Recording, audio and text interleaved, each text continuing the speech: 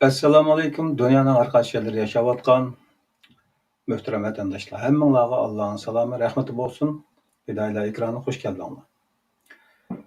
O'zini musulmon deb chaqlab, islomning nimaligidan xabarsiz qolganligini bayqagan va zaten nimani musulmon deydigan bo'lg'uydiq deb izdinish uchun ekranlarimizga diqqat qilayotgan, bundan keyin ko'rishga nasib bo'ladigan boshqalardan anglash orqali bu darsga qiziqadigan barliq do'stlarga yana takror salom deymiz. Shuning bilan birga o'zini mo'min sanaydigan, ammo iymon keltirgan kalimalarning ma'nosini, dalilining nimaga tayanadiganligini izlanib boqmagan yoki izlanish qiziqayotgan qarindoshlarga bu temani alohida tavsiya qilamiz. Biz kunimizga qadar Qur'ondan nazar programmasining temasi ostida nurg'ulg'an hukmlarga Qur'on manbalik din tushunchasi bilan aniqlama izohatlarni berib keldik.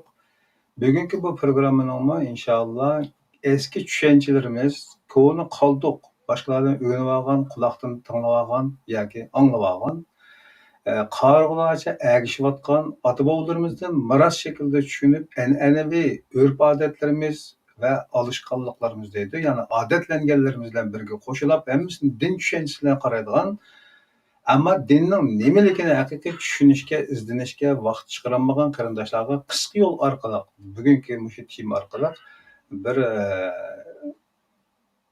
chiroq yoqalasak, bir hukm tushunchasi ato qila olsak, inshaalloh umidimiz ishga oshgan bo'ladi deb qaraymiz. Ekranimizda Muşu temini hazır kadar halis taqdim qilib kelayotgan ustoz Kerim Zoir afandim bor. Assalomu alaykum ustoz, xush keldi. Aleyküm selam ve rahmetullah. Qanday ahvollari? Yaxshi, o'zingizdan tula. Allohga shukr. Abdulaziz birodarning yana mashg'uloti tugamabdi. Yana ekranda men bo'lib qoldim. Biraz ilgari izohat qismida so'zlab o'tgandek, bugungi temada musulmon va mo'min, ostidagi temada islom va iymon tushunchisini qayta tushunib chiqadigan bo'lgan, mazmun e'tibori va hayotimizning, ikki dunyoligimizning taqdiriga bevosita munosabatli bo'lgan ikki mazmun, ikki hukm bo'lganligi uchun balki uzunroq surishi mumkin. Agar bir mazmun bugungi programmada tamomlanib qolsa, ya'ni ikki mazmun tamomlanmay qolsa, ikkiga bo'lib o'tishimiz mumkin. Qolgan sizlarning himmatlariga bog'liq, taqdim qilishlariga bog'liq. Marhamat. Assalomu alaykum dunyoning xos joylari, hurmatli qarindoshlar. Hammanglarning shu vaqt xayrli bo'lsin. Hozir Ahmadjon deb o'tgandek, musulmon desakmi, mo'min desakmi, ikkisini o'xshash tushunib kelgan, hech qanday uni orasidagi farqni o'zini ajratmay kelgan qarindoshlarimiz nihoyat ko'p. Shuning uchun bu yerda Qur'oni Karim qandaq insonni mo'min deydi, qandaq insonni musulmon deydi. Iymon nima? Qur'onga asosan islom nima? Mushuning o'zini bir qur farqlantirishni maqsad qildik. Chunki buni farqlantirmaganligimiz uchun jamiyatda o'zimizniki atalg'usidimi musulmon deb ataydigan, undan keyin davlatimizning o'zini musulmonlar yashaydigan davlat deb, uni islom davlati degan o'sha har xil nom atashni maqsad qiladigan qarindoshlarimiz nihoyat ko'p. Ammo to'g'ri atag'animiz texi yaxshi bo'ladi. Shuning uchun bugun shu musulmon va mo'min haqida to'xtalamiz. Endi buniki aslida bu mo'min va musulmon deb yozilish kerak edi, ammo shunday yozilib ketdi programmaning o'zida. Men buni mo'minni oldiga kelib, birinchisiga shuni tunishtirishni maqsad qilyapman. Onundan keyingisiga ikkinchi nemasi musulmon, ya'ni islom haqida to'xtalamiz. Mo'minniki turlanmagan shakli iymon deb keladi. Iymon ishonishni maqsad qildi. Yani ishonish degan ma'noni maqsad qiladi. Mo'min degan so'zning o'zi ishonguchi. ya'ni shu ishonish maqsad qilingan narsaga ishongan odamni mo'min deb ataymiz. Misol Qur'onda bu haqda nihoyat ko'plagan oyatlar bor. Mo'min, musulmon degan o'zi hukmlar haqida nihoyat aniq bayonlar bor. Biz uniki oz bir qismini shu oyatlarniki keltirgan bo'ldik. Misol Sura Baqarniki 285-oyatida Estaizu billah Amana rasulu bima unzila ilayhi min rabbihi vel mu'minun kullun amana billahi ve melaiketihi ve kutubihi ve rusulihi la nufarriqu beyne ahadin min rusulihi ve qalu sami'na ve ata'na gufraneke rabbena ve ileykel mesir degan mush oyatning o'zidimi Allah'a, Allah'ın melaikelerine, Allah'ın yani ilahi kitaplarga ve Allah'ınki elçilerine işiniş, yani işengen adamlarını Kur'an-ı Kerim mümin deb qaraydiganligini bildirdi. Yani bu itiqadi sahadagi ish bo'lg'ashqa mushu 5 narsaga ishongan odam ishonguchi, ya'ni mu'min ishonguchi deb Qur'oni Karimda bayon qilindi. Buniki birli sharti nima degan vaqtda la nufarriqu bayna ahadin min rusulihi degan bir sharti var. Yani Allah Teala'nınki elçilerinden ve risaletlerden yani kitaplardan hiç birisiga ayrım közde qaramasdan hemmisi Allah Teala tushirgan kitaplar ve hemmisi Allah Teala'nınki elçisi deb aşnaga o'xshash qarash sharti bilan ishongan odamlarni Allah Teala nima deydi desa mu'min deydi. Hamda agar biz bizniki an'anamiz nihoyat odamga biz his qilmagan shakldagi bir xil xato bir narsalar mavjud. U nima degan vaqtida bizning payg'ambarimiz Muhammad alayhissalom deymizda. Bizning payg'ambarimiz Muhammad alayhissalom deymiz. Qolgan payg'ambarlarning hech birisi bizning payg'ambarimiz emasdek. Shundaq nima qilamiz? Bizning kitobimiz Qur'oni Karim deymiz. Qolgan ilahiy kitoblarning hammasining o'zini u Yahudilarning kitobi, Nasaralarning kitobi, Musoga tushgan kitob, Aysoga tushgan kitob degandek qilib, uning o'zi ayrim bir ko'z qarash bilan qaraymiz. Qur'oni Karimdagi la nufarriqu bayna ahadin min rusuli degan mush oyatga asosan mush shartni ado qilmaganligi uchun u odam nima bo'ldi desa, u odamlar o'zi to'liq bir Allah Teala'nınki ishonishga tegishlik bo'lgan o'tirib qo'ygan o'zi prinsiplarga to'liq amal qilmaganlik bo'ladi degan gap. Chunki bütün payg'ambarlarga ishonish, bütün payg'ambarlarga tushirilgan ilohiy kitoblarga ishonish hech birisining o'zini hech birisiga ayrim ko'z bilan qaramaslik. Ya'ni hammasi Alloh'niki payg'ambarlari ve Allah'ın tushgan kitoblarning hammasi ilahiy kitoblar o'xshash deb o'zi Qur'oni Karimda zaten Qur'oni Karim uning burunqi kitoblarni tasdiqlaydi degan oyatlar bor. Bu oyatlarga asosan hech birisini farqlantirmasdan, ajratib ayirib nima qilish, ishonish bu o'zi o odamniki mu'min ekanligiga bir dalil bo'ldi degan gap. Eğer aşındak bo'lmagan vaqtda biz Allah Teala ko'rsatgan shartga uygun holatda ishonmaganligimiz uchun bu o'zi bizniki mu'min yana to'liq bir ishonguchi bo'lganligimizga yetarli bo'lmaydi. Endi bu Allohga ishonish degan men bu yuqorqi 5 narsaga ishonishniki insonlarga bo'lgan foydasi nima? Eğer ishonmasa uningga ziyni nima degan o'zi bundaq o'zi savollarmi paydo bo'ldi. Foydasi Allohga ishongan bir odam va butun koinotning o'zi Allohning maxluqi ekanligiga ishongan bir odamning o'zi insonlar o'rtasida bo'libmi? Ya'ni butun koinotniki, butun maxluqotlarniki orasida bütün mahlukatlar Allah'ın aldığı beraber. Yani Allah'ınki hem mahluk Allah'ın mahluki u o'zi hech birisi yan birisidan o'zi ortiq emas, birisi yan birisini xo'jayini yoki birisi yan birisining quli bundoq narsa emas degan bir tushuncha paydo qila oladi. Bu o'zi Alloh ishonishdagi eng muhim nuqtalarning birisi shu. Ya'ni bu islomdagi eng asosli prinsip bo'lgan barobarlikdan iborat.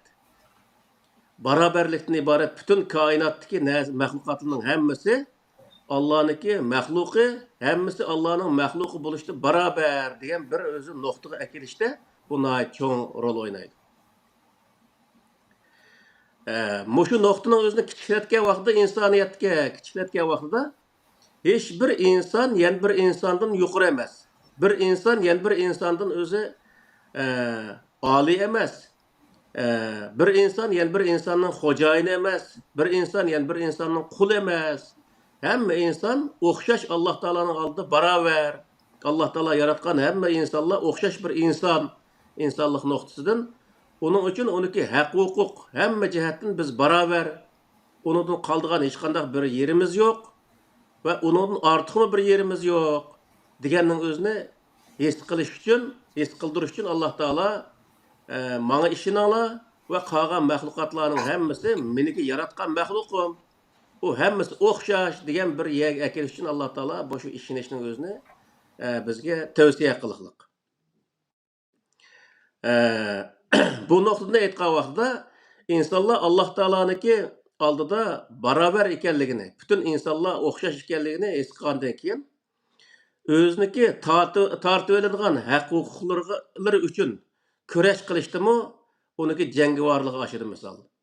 Bir odam Alloh bergan haq-huquqning o'zini yana bir odam tarafidan tatqisib qo'ygan vaqtida nima uchun men uningga huquqimning o'zini tatqisib qo'yman? Men uningdan farqim nima meniki?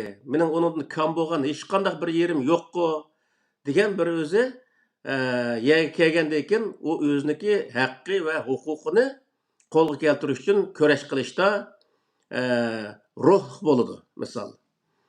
Shuning uchun Alloh taolo bu yerda Allohga ishoninglar, butun koinot Allohning maxluqi, hammanglar o'xshash Allohning oldida degan bundaq bir o'zi so'zlarni qilishi va bundaq bir prinsiplarning o'zini insonlarga bildirishi bu insonlar uchun cho'ng bir o'zi qimmatlik bir tushuncha deb qaraldi. Ya'ni bu xristianlar mana shunday qaraydi, misol insoniy haq-huquq deganning o'zini Alloh taolo bergan narsa, uni hech qanday bir insonniki evilishga haqqi yo'q deydi-da. Bu ular o'qiyotgan Tavrat, Injildimi, mush Qur'ondagi haq-huquq masalasi bo'lganligi uchun ashuni deyapti endi. Qur'onda shundoq hech qanday bir inson yana bir insonni kam emas va ortiq emas. Bir inson yana bir insonni bo'zi yetishga haqqi yo'q va bo'zak bo'lishga haqqi yo'q. Bo'zak bo'lgan insonlar o'ziniki haqqini o'rniga keltirish uchun kurash qilish majburiyati bor. Bo'zak qiluvchi insonlarcha degan vaqtda ular o'zi o'ziniki bo'zak qilganligini bir jinoyat ekanligini his qilish va u insonlarniki haqqini, huquqini qaytarib berish uniki majburiyati bor. Bu hisoblanadi. Shuning uchun bu islomdagi eng cho'ng prinsipiniki birisi shu iymon bobida o'tirib chiqadi. Ya'ni haqiqiy Allohni tushungan, Allohni tunigan Alloh taoloniki butun maxluqotlarning o'rtasidagi munosabatni, bir-birining ustidagi haq-huquqlarini tunigan vaqtida har inson o'ziniki haq va huquq doirasida harakat qiladi. Ikkinchi bir insonniki haq va huquq doirasiga tajovuz qilmaydi. Mushundaq bo'lgan vaqtda insoniyat dunyosi nima bo'ldi degan vaqtda tinch, xotirjam bir jamiyat paydo bo'ldi degan. İmandaki eng asosli prinsiplarniki, eng asosli maqsadlarniki birisi mana shu.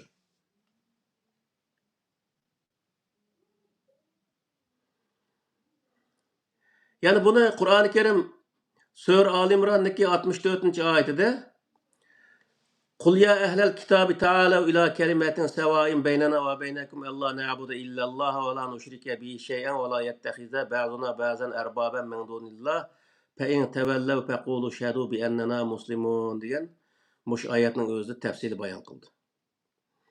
Yani her qanday dini e'tiqodda bo'lsin, yoki qandaq mazhabda bo'lsin, mayli qandaq rangda bo'lsin, u insonli bo'ladi ekan, Alloh taoloning oldida Alloh taologa o'zi ibodat qilishda, itoat qilishda o'xshash bir huquqqa ega ekanligining o'zini Qur'on mana shu sura Ali Imronniki 64-oyatida bayon qildi. Yani hech bir inson yana bir insonning o'zini bo'ziga itish, bir inson yana bir inson xo'ja bo'lish, bundaq narsa Alloh taolo bergan narsa emas. Agar uni ashundaq ishlatgan vaqtida Alloh taoloniki barobar yaratganlikdan iborat bu o'zi prinsipiga buzg'unchilik qilgan bo'ladi. Birinchi. Ikkinchidan, u halqi haqqini tortqizib qo'ygan insonlarmi ashuning qarshi kurash qilmasa, u vaqtida Alloh taolo bergan haqqiga, huquqiga ega chiqmaganlik hisoblanadi. Umi bir jinoyatchi bo'lib hisoblanadi. Uning uchun Alloh taolo Qur'oni Karimda adolatni o'ttirib chiqarish uchun kurash qilishning o'zini belgilaydi. Kurash nima qilindi degan vaqtda birisi yana birisining haqqiga, huquqiga tajovuz qilgan vaqtda zulm paydo bo'ldi. Shu zulmning o'zini amaldan qoldirib adolatni tiklash uchun kurash qilindi. Bu kurash qilishning hammasi nima degan vaqtda insoniyat jamiyatida hamma inson o'xshash degan bir tushunchaga kelish bo'lsa, butun koinotdagi hozir mana shu g'arb davlatlari bak ilmiylashib ketayotgandiki, butun o'zi jonliqlarning hammasini biz yotgandek ishtimi yotganda yetish kerak deb hamma yotganga kirib oldik bu.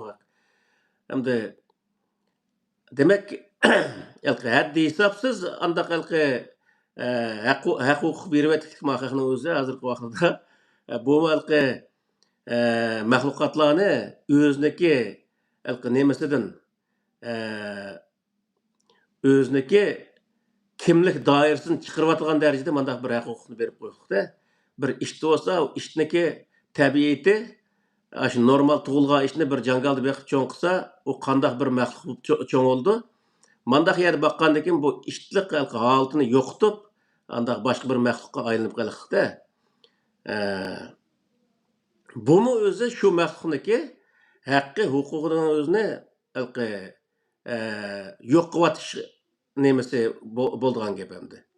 Masalan, bu huquq borasida, ya'ni hayvonotlarga kelgan vaqtda uniki shu talada yuradigan Alloh taoloning yaratishdagi nemasi talada yurish uchun taladagi ba'zi bir o'zi ma'lumotlarni egasiga yetkazish uchun bundaq bir yaratgan maxluqning o'zini o'ziga akirib olishning o'zimi uniki haqqiga, huquqiga tajovuz qilganlik yoki tortib olganlik bo'lib hisoblanadi misol. Yig'ib aytganda insoniyat o'tirisidagi shu nimaning o'zini sura Ali Imronniki 64-oyatiga asoslangan vaqtida butun insonlar Allohga itoat qilishda o'xshash, Alloh sherik keltirmaslikda o'xshash va bir-birini birisi yana birisiga o'z xo'jayin bo'lmaslikda, hammasi o'xshash bir inson bo'lishda o'xshash ekanligiga kelish bu o'zi Alloh taoloniki Qur'onni tushirishdagi tub asosiy prinsipining birisi.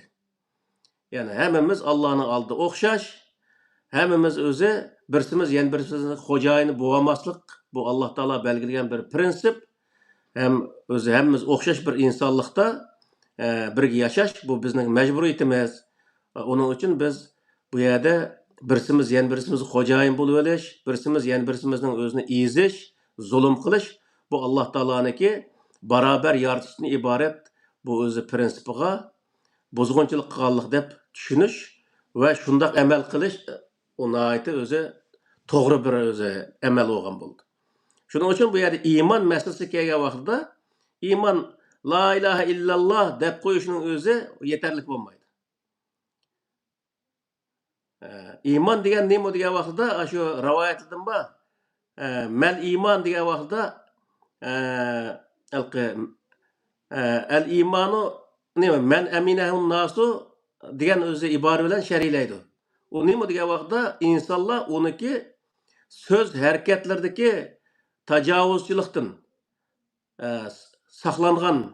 saqlana olsa, o odam o'zi mu'min bo'lgan bo'ldi. Misol bir odam men mu'min degan bo'lsa, ikkinchi bir odamning o'zini tili bilan haqoratlamaydigan, harakatlari bilan uningga zulm qilmaydigan bundaq bir holatga kelsa, u o'ziniki mo'minligining o'zini ifodalagan bo'ladi degan gap. Allohga ishonish bilan birga shuni qila olsa odam mo'min bo'lgan bo'ldi.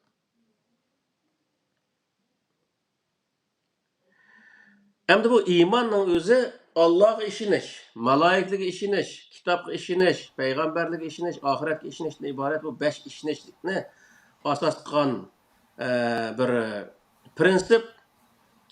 Endi buning o'zi Qur'oni Karim mushunaga ishonmasa, o odamlarning o'zi qanday qiladi degan vaqtning o'zida ishonmagan insonlarga Alloh taolo bu dunyoda hech qanday jazo qo'llanmaydiganligi haqida bayon qiladi. Ya'ni shu Sura Al-Imronniki yana 110-oyatida kuntum khayra ummatin ukhrijat lin-nasi ta'muruna bil ma'ruf va tanhauna 'anil munkar va tu'minuna billah va law amanu lakana khayran lahum degan shu oyatning o'zida lakana khayran lahum degan oyat xabar oxiridagi yakun ya'ni iymon keltirish, Allohga ishonish bu nihoyatda o'z yaxshi bir ish bo'lganligi, insonni yaxshi bir inson qurib chiqadiganligi buning o'zini bayon qildi.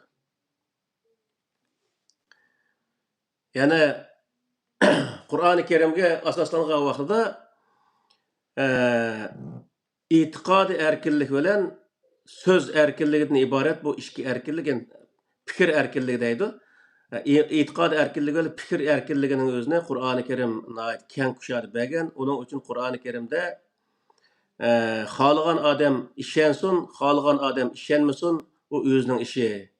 Fikr erkinligidimi siz tafakkur qilinglar, o'ylaninglar deb ko'p joyda o'zi deganligi uchun tafakkur qilish, fikrning o'zini o'ttirib qo'yish bu o'zi Alloh taolo belgilagan bir belgilama. Fikr erkinligidan iborat, e'tiqod erkinligidan iborat bu ikki narsaniki bo'g'ilishi o insonlarning o'zini bu iymonga majburlashdan iborat bir narsani keltirdi degan gap. Shuning uchun Qur'oni Karimda iymon sohasida hech qanday bir odamni yana bir odam zo'rlash yoki iymon keltirmagan bo'lsa uning o'zini haqoratlash haqqi, huquqi bo'lmaydi. Ammo haqiqiy iymon keltirgan insonlar yuqori deyilgandek o'zining haqqini, huquqini va insoniyatning o'rtasidagi o'rnini bilalaydigan. Agar uning tuvan bo'lib qolgan bo'lsa, uning o'zining o'rnini tepish uchun uni kurash qila oladigan bundaq bir uning ishonch, iroda paydo bo'ladi. Bu Qur'oni Karimdagi iymonniki eng o'zi insonga bergan go'zal bir o'zi ruhiy uzuqi deb hisoblanadi.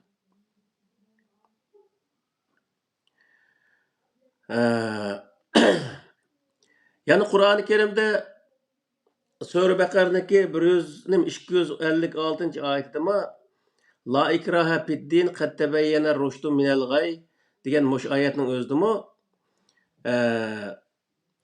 haqiqatning o'zini, to'g'rini ochiq bayon qilish, kishilarga tushuntirish olimlarniki vazifasi ekanligining o'zini bayon qiladi. Ammo aniq tushuntirib bo'lgandan keyin endi sen buni kirsa deb majburlashga bo'lmaydiganligini bayon qildi. Bu nima uchun degan vaqtida qanday bir yerda dinga o bir insonni majburlagan vaqtida u asla o'zi yuragidan, chin qalbidan o dinga kirmaydiganligini Alloh taolo bilganligi uchun u yerda insonlarda bir xiyonat, nifoq paydo bo'lganligi uchun haqiqiy saf qalbi bilan iymonni qabul qilmaydigan bo'lganligi uchun agar majburlangan vaqtida uning o'z ixtiyorligini berishlik. İnsanlar o'zi tushungandan keyin, uni o'qib bilgandan keyin, uning foyda ziynining o'zini, o insonga beradigan o'zi ruhiy ozuqlarning o'zini yaxshi tushungandan keyin o insonlar qanday qilish kerak degan vaqtda shu vaqtda o'zi iymonni qabul qilish, ya'ni ishonish bu insonniki o'ziniki erkinlikka berilgan bir narsa deydi.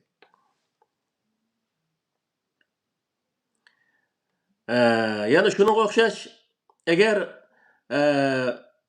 to'g'rining o'zini, ya'ni haqiqatning o'zini Qur'oni Karimdan iborat bu haqiqatning o'zini insonlarga tushuntirgandan keyin yana insonlar boshqa bir narsaga e'tiqod qilib, boshqa narsaga cho'qinib hokazo qilgan bo'lsa, Alloh taolo yana uning o'zini o cho'qingan insonlarni haqorat qilishning o'zini cheklagan Qur'oni Karimda. Chunki iymon haqida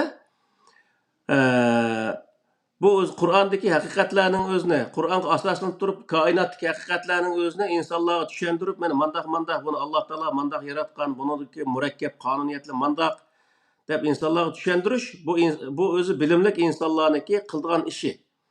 Ammo uningga majburlash bu cho'ng bir xatolikni keltirganligi uchun Alloh taolo Qur'onda sura An'amning 108-oyatida ولا تسبوا الذين يدعون من دون الله فيسبوا الله عدوا بغير علم كذلك زينا لكل أمة عملهم degan mush oyatning o'zida Allohdan boshqa narsani iloh tutib olgan insonlarning o'zininki u ma'budlarning o'zini qilayotgan ish harakatlarini dashnam qilib, haqoratlab qilmanglar deydi Alloh taolo. Bir odam butqa cho'qinayotgan bo'lsa, o hech nima kelmaydigan undaq narsaga nima uchun cho'qinasan? Ah, ko'k, sen degan kallang ishlamaydigan narsa deb uni haqoratlash bu to'g'ri bo'lmaydi. Nima uchun degan vaqtda, agar sizlar shunday haqoratlasanglar, u mu deydiki, aslidagi Xudoying shunday kallas ishlab ketgan bo'lsa, keltirmaymiz o'sha haqiqatni bizni nima qila oladi ekan deb bir gapni qilgan vaqtda, u odam andiki ashada Alloh taoloning haqoratga uchrashiga halqi inson sababchi bo'ladi degan gap. Shuning uchun Alloh taolo bu yerda uningga faqat to'g'rini tushuntirib qo'ygan xolos, ammo aslo uniki narsaga o'tib ketmanglar. Narsaga o'tib, uniki halqi e'tiqodiga zulm qiladigan, haqorat qiladigan bundaq bir ishni qilsanglar, u yerda jadal paydo bo'ldi. Shuning bilan orliqda sizlar Allohniki haqorat qilinishiga sabab bo'lasizlar deydi.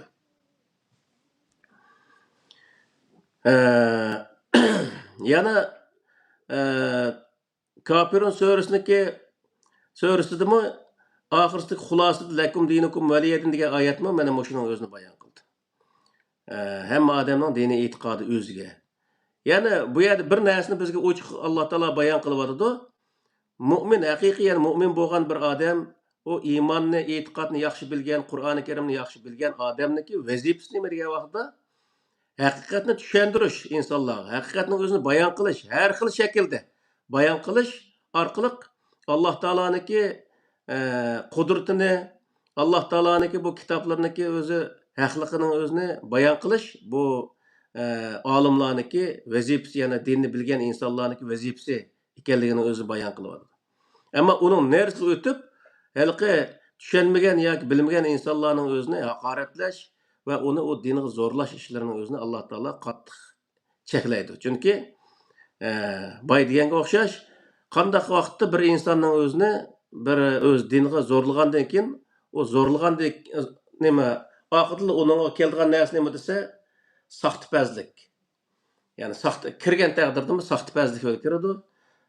Onundan keyin saxtipazlik bilan kirgandan keyin uni xiyonat qiladi, musulmonlar orasida o'zi nurg'ulg'an pishni basatlarni teriydi. Va shuni ziyon, ya'ni shu bu odam men musulmon qilib oldim degan bilanmi, o yurigidan musulmon bo'lmagan bir odamning o'zi, mu'min bo'lmagan bir odam, ya'ni o'zi haqiqiy hech qanday natija bermaydi. Ya'ni insonlarga ziyondan boshqa narsani bermaydi degan. Shuning uchun bu yerda dinga da'vat qilish nihoyatda bir yaxshi bir ish, lekin haddidan eshib ikkinchi bir insonniki yoki bir jamoatniki hududiga, ya'ni chegarasiga kirib, uni huquq doirasiga kirib, uni zulm qilish, uni haqorat qilish, u nihoyatda og'ir bir jinoyat. Buning o'zini musulmonlar, ya'ni mu'minlar nihoyatda yaxshi bilib olish kerak.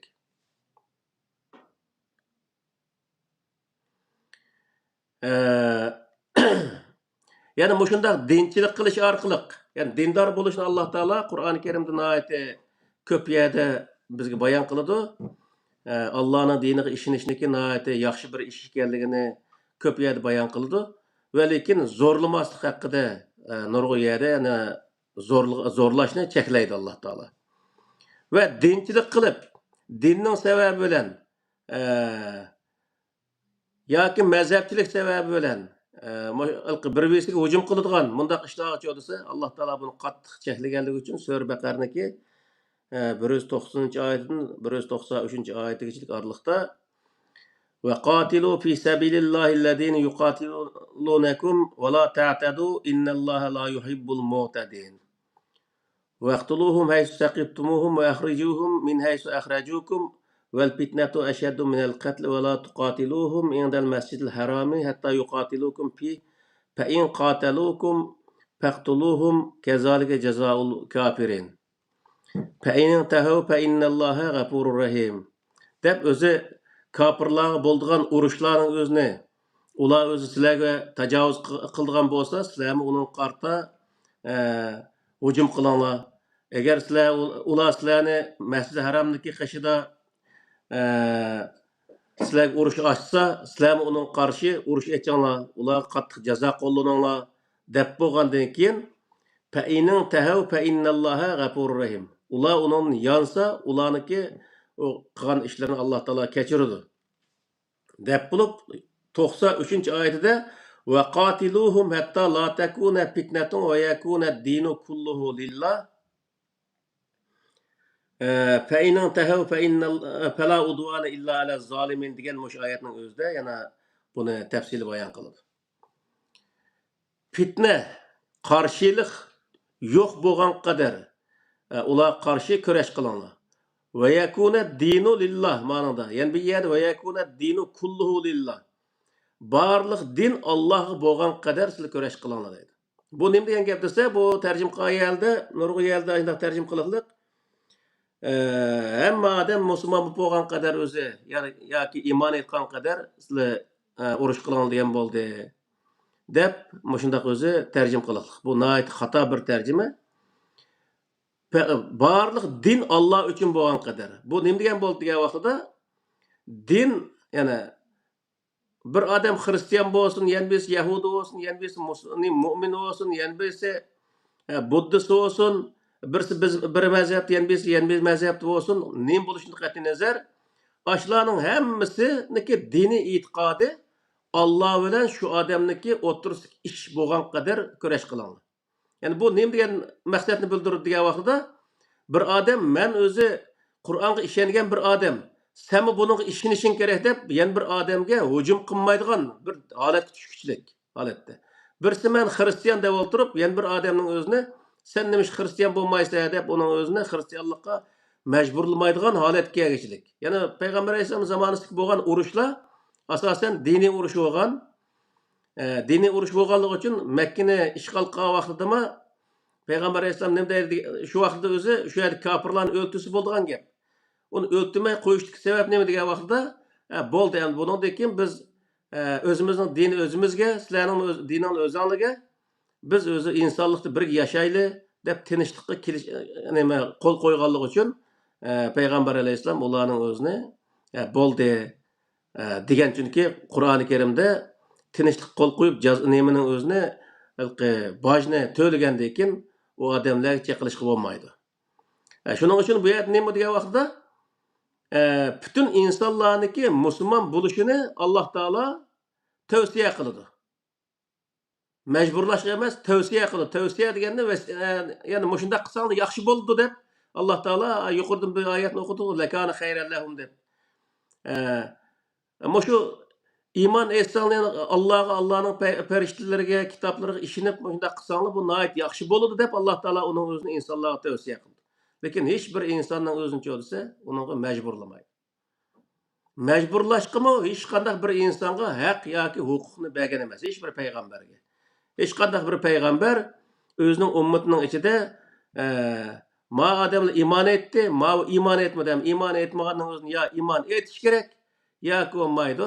Bularning o'zini biz o'ltirib o'tishimiz kerak degan bir narsa bu baqqan emas, hech qanday bir payg'ambarniki zamonasida. Chunki unda huquq berilmagan ularga.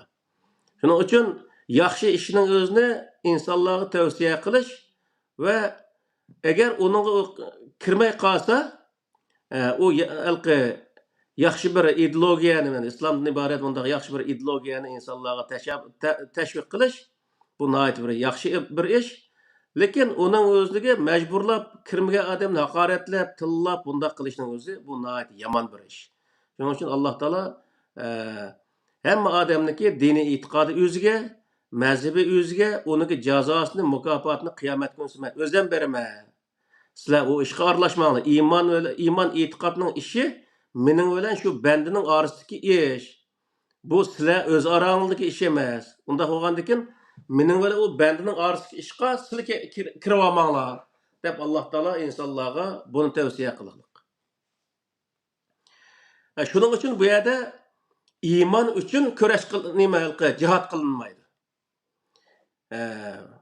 Falan yerda o'zi kafir bir millat varki, shuning o'zini islom diniga kirdirish uchun biz jihad qilamiz deb jihad qilish bu butunlay xato Qur'oni Karimniki ko'rsatmasiga asosan. Iymon uchun kurash qilinmaydi. E'tiqod uchun kurash qilinmaydi. U iymoni o'ziga, e'tiqodi o'ziga jazosini, mukofotini qiyomat kunida Alloh taolo o'zi beradi. Uniki jazosini yoki mukofotini insonlar bu dunyoda berish haqqi yoki huquqi yo'q. Hech qanday bir insonga undaq haq-huquqni bermagan Alloh taolo. Shuning uchun iymon, e'tiqod uchun kurash qilishni Alloh taolo Qur'oni Karimda belgilash oyat qilib qolsin, cheklagan. Hamma odam diniy e'tiqodi o'ziga din sabablik urush qilishni tamoman to'xtatishni Alloh taolo bayon qilib, mana shu vaqatiluhum hatta la takuna fitnatun va yakuna dinu kulluhu lillah degan oyatning o'zida barliq din Alloh uchun bo'lgan qadar.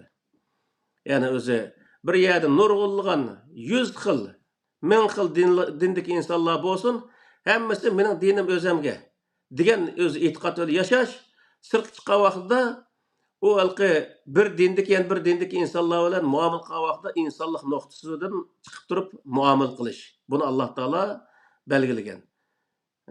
Bu o'zi Qur'oni Karimdagi shu nimaga asosan shu iymondagi prinsiplarga asoslangan vaqtida yana bizniki qarindoshlarimizning ichida ilohi kalimatulloh uchun jihad qilish degan bir gaplar bor. İlahi kelimetullah üçün hiç bir peygamberimi cihat qılmagan, hiç qandaq sahabimi cihat qılmagan, hiç qandaq bir insan cihat qılmagan. Ama o bir quruq bir özü şuardan başqa narsa bo'lmagan o ilahi kelimetullah degan. Qur'oni Karimda ilahi kelimetullah degan bir narsa mavjud emas. İlahi kelimetullah üçün yani Allah'ın kelimesini, Allah Teala'nın ki kitabını, kelime deganning o'zi kitobning ichidagi so'zlarning o'zini bildirdi. Allohning so'zlarining o'zini yuqori ko'tarish uchun kurash qilaman degan odam dunyodagi eng ahmoq odam hisoblandi. Nima uchun degan vaqtida Allohning kelimasi bir odamniki ko'tarib yuksak qilishiga ehtiyoj yo'q. U o'zi yuksak bir kelima u.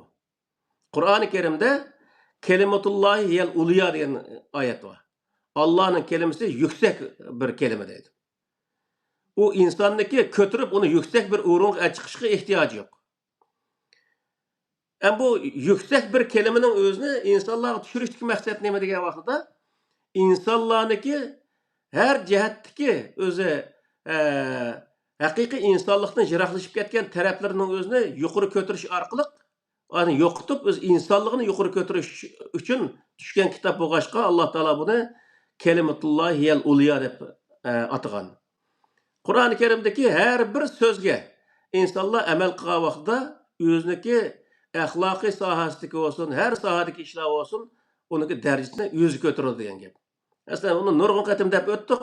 Qur'oni Karimda yolg'on gap qilmanglar deydi Alloh taolo.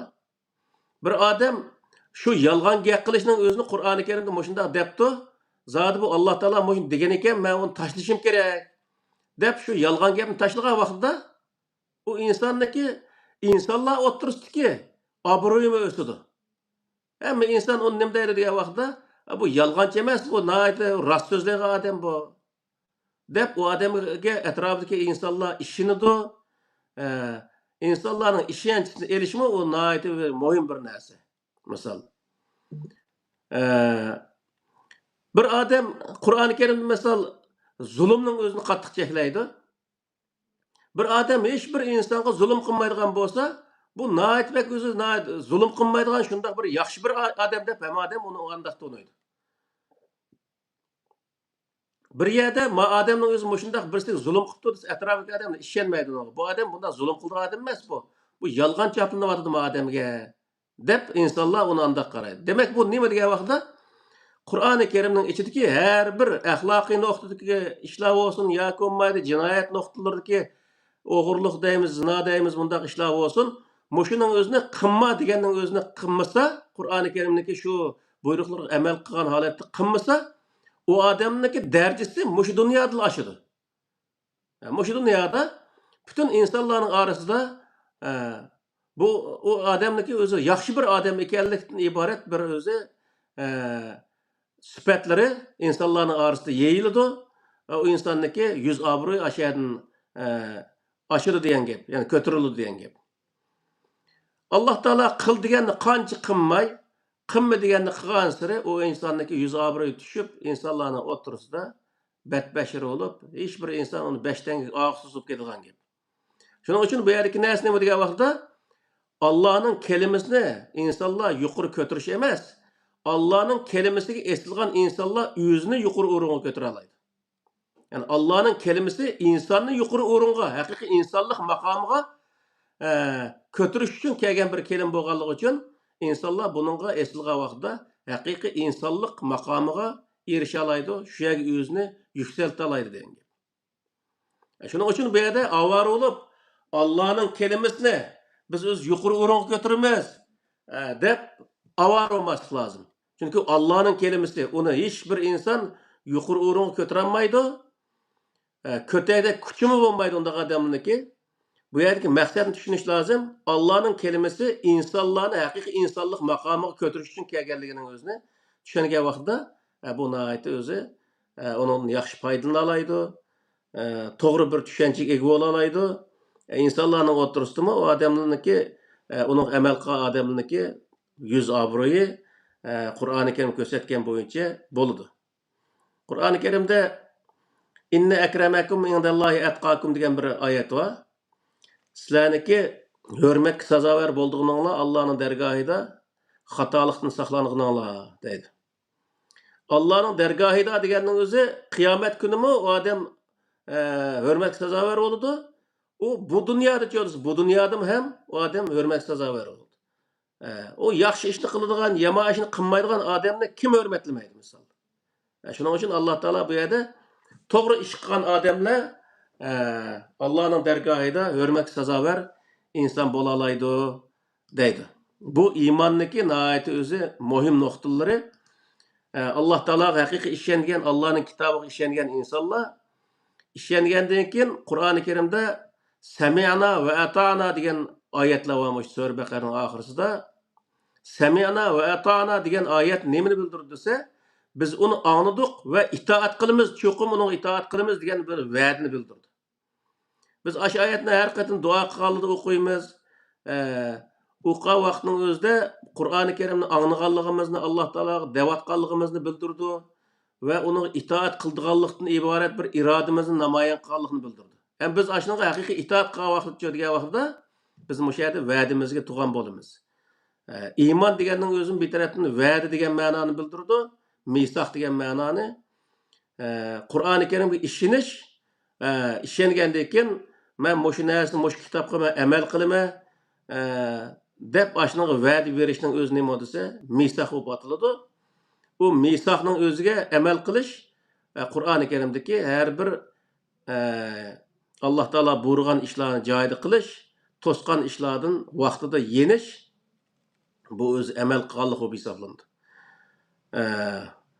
Yahudilar o'xshash ata'na va asayna degan o'xshash o'zi biz uni o'zini qildik. Nima sami'na va asayna deb o'zi buni anladik, lekin uni asi bo'ldik deb o'ltirishga hech qanday hojat yo'q. Shuning uchun biz Qur'oni Karimdagi har bir jumla kelimaning o'zini yaxshi tushunishimiz va uniga ishongandan keyin shu bo'yicha o'zi ish qilishimiz o'zimizga ham foydali, jamiyatimizga ham foydali, hem özümüzün insanlığımızın özünü haqiqiy insanlık noktasına yetkizishga hem faydalı boludu. Şunun için bu imanniki Qur'oni Karimdagi imandan ibaret bu kelime nəhayət özü muhim hem murakkab bir kelime. Hem bununla işiniş nəsiga ishongan mu'min bo'lgan insonning o'zimi qandaq degan vaqtda bay deganga o'xshash Qur'oni Karimda nima degan bo'lsa, shunga ishonish va uni amal qilish o mo'min bo'lgan odamniki vazifasi agar uni ishongan vaqtida o insonniki dunyodagi o'zi o'rnini insonlar o'rtasidagi o'rnini her jihatdan hamda yükseltidi. Misal yalgan gap qilmagandan keyin, hurullik qilmagandan keyin iqtisodim yaxshi bo'ladi. Uniki o'zi nemisimi insonlar o'rtasidagi yuz obro'yim yaxshi bo'ladi. Yo'llar ravon bo'ladigan gap, hamma odam bu odamga ishonadigan gap misal unda bo'lgandan keyin yalgan gap insonning rizqini kamaytiradi degan bir so'zlar bo'lgan biz kichik vaqtida. Rizqini kamaytiradi degan bir odam yalgan gap qilsa, tag'odagi ochliqning o'zi turib lekin kemayib ketadi degan ma'noni bildirmaydi. Kazzobga haq yordam qilmaydi. Ishonmaydi, bir narsani bermaydi. Bir narsa so'rasa vaqtida o'zi men mandaq narsa kerak bo'lib qoldi, bu kazzob, tuguni o'zi uni bermiz qanday qilin deb uni bermaydigan gap. Shuni ol rizq kam bo'ldi degan ashyadan bo'ladigan narsa. Onun uchun o'zi Alloh taolo insonlar o'rtasidagi o'zining yuz obro'yi, har narsaning o'zini saqlash uchun Qur'oni Karimdagi ashunday prinsiplarni o'ttirib qo'yganlik. Ash prinsiplarga amal qilgan vaqtda inson o'ziniki dunyodagi o'rnini her jihatdagi manfaati olsun, her jihatdagi ishlarini o'zini saqlay oladi. Allohning oldida yaxshi o'z natijaga erisha oladi.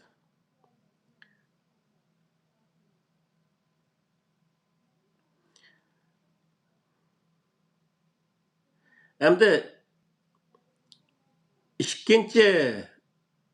ikkinchisi buniki islom, ya'ni musulmon.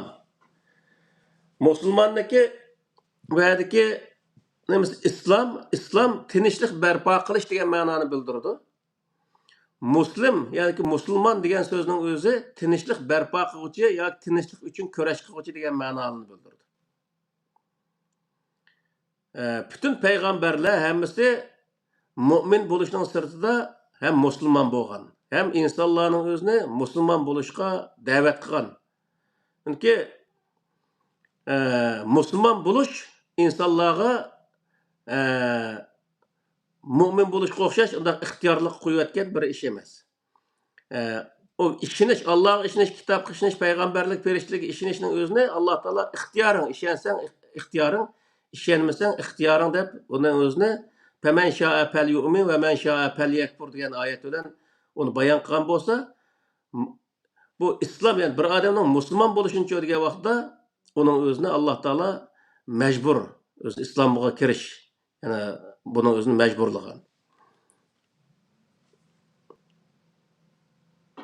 Yani bu haqda Sura Yunus'daki 25-oyatda "Vallahu yad'u ila darissalam ve yehdi men yasha'u ila siratin mustaqim" degan bu oyatning o'zidimi Alloh sizlarning o'zini tinch bir jamiyatga chaqirdi, deydi. Tinch bir jamiyatga chaqirdi. Bütün insoniyatni chaqiryapti bu yerda. Iymon keltirgan mu'minlar shu tinch jamiyatga kirsin, kofirlar nima bo'lsin degan bir narsa Qur'oni Karimda aslo yo'q.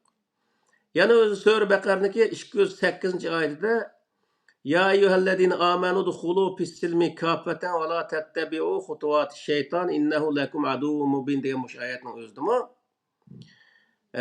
mu'minlarning o'zini shu o'zi tinchlikka kirishga Alloh taolo buyuryapti. Yana bundan nimani bilib olaymiz degan vaqtda bir odam Allohga, Allohning kitoblariga, malaiklarga, ferishtalarga, payg'ambarlarga va oxirat kuniga ishongan bo'lsa, u ishongan odam hem mu'min hem musulmon bo'la olmaydiganligi. U ishongandan keyin mu'min bo'lganligi. Ammo u odamlar tinchlik uchun kurash qilgan vaqtida musulmon bo'lganligi yoki tinch jamiyatning ichiga kirib tinch yashagan vaqtning o'zida u odam musulmon bo'lganligining o'zini Qur'oni Karim mana shu yerda bayon qilyapti. Uning uchun "Ya ayyuhallazina amanu dukhulu fis-silmi kaffa" deganning o'zidimi mana tinchlikka umumyuzlik tinchlikka kiringlar deyishda shu ashuni bayon qildi yani. Bu nima degan vaqtda bir odam musulmon bo'lib, undan keyin o'zini mu'min bo'lib, Allohga, Allohning malaiklarga, kitoblariga, payg'ambarlarga, oxirat kuniga ishonib turib, u odam eski ishni qilsa, u odamning o'zi mu'min, mufsid bo'ladi. Musulmon bo'la olmaydi degan gap. Mu'min bir tarafdan yana bir tarafdan cho'tsa buzg'unchi. Hozirgi vaqtda deydi-ku, bir yerda bir odam masalan Turkiyada, Turkiya bir musulmonlar yashaydigan bir davlat. O'sha yerda yana bir musulmon chiqib, bir yerda bir odamni o'ltirayotgan bo'lsa, uni sen musulmonmisan, men musulmon deydi.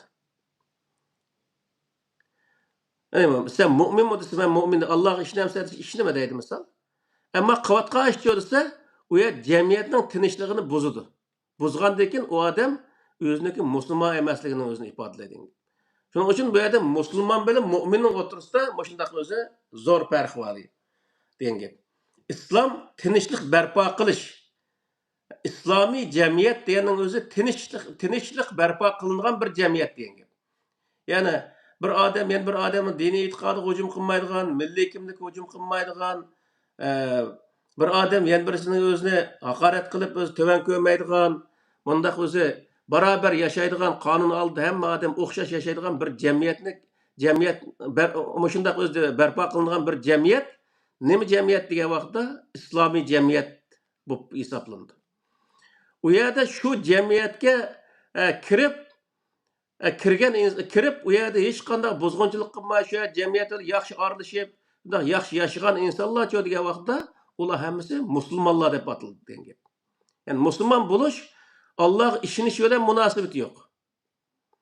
Ya'ni buni nima degan vaqtda payg'ambar alayhisalom Makkadan Madinaga kelgan vaqtda Madinada Yahudilar, osmondagi xristianlar, mushriklar, mu'minlar hammasi birlashib bir jo'zni ustiga kelib, shu Madinadan iborat bu shaharda hammamiz xotirjam yashaymiz deb qo'l qo'ygan vaqtda bir islomiy bir jamiyatning o'zini barpo qilgan bo'ldi shu yerda. Hammamiz o'zimizning dini o'zimizga, ammo o'zi shu yerda biz birga yashaymiz, tinchlik bilan hech birsimiz yana birsimizniki diniy e'tiqodiga unda hujum qilmaymiz. Sen butga cho'qinsang, ber cho'qinadi. Sen o'zi İsa alayhissalomni Xudo desang deva, biz o'zi Allohni Xudo deymiz deb o'zi hammasi o'zining e'tiqodida o'ziga undaq o'zi yashagan bir jamiyat bo'lgan. Mana bu islomiy jamiyat deb hisoblanadi aslida. Tinch bir jamiyat. Mana shu yerda shu tinch jamiyatga hassa qo'shgan insonlarning hammasi degan vaqtda uning diniy e'tiqodining bo'lishidan qat'iy nazar u musulmon bo'lib hisoblanadi degan gap. Mu'min bilan musulmonning o'rtasidagi farq mana shu yerdan bilindi. Ya'ni dunyoda tinchlik uchun kurash qilgan insonlar musulmon bo'lib atiladigan gap. Masalan, payg'ambar alayhisalom Makkani fath qilgan vaqtida Abu Sufyonning o'zini shu fath qilgan kunisi Allohning bor va birligining o'zini e'tirof qilgan vaqtdan kelmadimi degan vaqtida bir qancha Xudo haqida so'zlagan bo'lsam, men o'ylashib baqatdim, bu mening kallamda o'tmaydigan bir narsa deb o'z payg'ambarimiz shu tariqadaroq bir javobning o'zini berdi. Ammo Allohni e'tirof qilmagan shaklda javob berdi. Sen uchrab qolgan vaqtda mening payg'ambar ekanligimni e'tirof qilgan zamonim kelmadimi degan vaqtda uning kichkina o'z kallamda ashtina payg'ambarligiga munosabatli kichkina tushuncham bo'lgan bo'lsa, o'ylashib baqan bo'latdim. Ammo uning men hozir ishonmayman dedi. Ya'ni Allohning payg'ambariga ishonmagan bir inson, ammo Abu Sufyonni musulmon deydi hamma odam. Nima uchun degan vaqtida bo'ldi, shu jamiyatda birga yashaymiz. Bizning diniy e'tiqodimiz o'zimizga, sening diniy e'tiqoding o'zingga deb shunga o'z qo'l qo'yganligi uchun u odamlarning o'zini keyingi vaqtlardagi Hazrat Umarning zamonlarida az bir qo'shinlarga qo'mondon qilib, hatto shu yerdagi so'z egillari qilib, o'z vaqtida u Makkani boshqargan bir odam endi. Unda bo'lgandan keyin shundaq o'z jiq nimalarni e'tiborlarni bergan bir nimalar bor. Demak ki bu yer nima degan vaqtda Qur'oni Karim bizga tushundirgan mu'min va musulmon o'rtasidagi farq mana shundaq cho'ng degan gap. Bir odamniki mu'min bo'lishi, u odamning avtomatik musulmon bo'lishini keltirib chiqarmaydiganligini bildirdi. Bir odamning musulmon bo'lishi, u odamniki mu'min bo'lganligini ham keltirib chiqarmaydi degan gap. Bir odam musulmon bo'lishi mumkin, ya'ni jamiyat tartibini buzmaydigan, jamiyatga nihoyat yaxshi bir ishlarni qilib beradigan shundaq yaxshi odam bo'lishi mumkin. Ammo u musulmon Allohga ishonmaydigan bir odam bo'lishi mumkin. U vaqtda uni mu'min deyolmaymiz, ammo musulmon deyishga bo'ladi degan gap. Yana payg'ambar alayhisalom Madinadan Makkaga Makkani fath qilish uchun mangan vaqtida 10 ming odam bilan kelganligi so'zlandi. Ammo qaynoqlarda haqiqiy islomga ishongan mo'minlarniki 1000 dan 1500 gachilik, hatto eng eshib kelsa 2000 gachilik odamniki mo'min bo'lganligi haqida xabar bor. Qolgan 8-8,5 ming odamcha degan vaqtda hammasi tinch birga yashash uchun qo'l qo'ygan odamlar.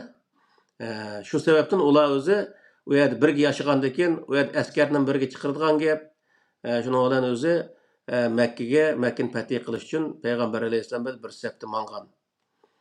Uning uchun o'zi bu yerda islomiy jamiyat qurish bu Qur'oni Karimdagi asosiy prinsipining birisi. Hozir Amin. nimada Suriyada Amenna demay, eslamna danga degan oyat bu hadislarga bilan munosabatlikmi?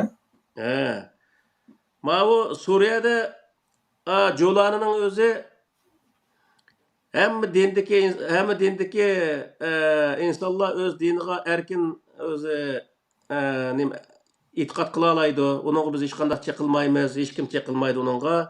Har qanday mazhab, har qanday millat yoki dindikilar o'ziniki diniy e'tiqodiga ishonmaslik, amal qilish, qilmaslik o'zining ishi deb o'tirib chiqadi. Chiqargandan keyin bizniki WhatsApp to'plarida va nurg'un Facebook'da yozilgan narsalarda deyilyapti.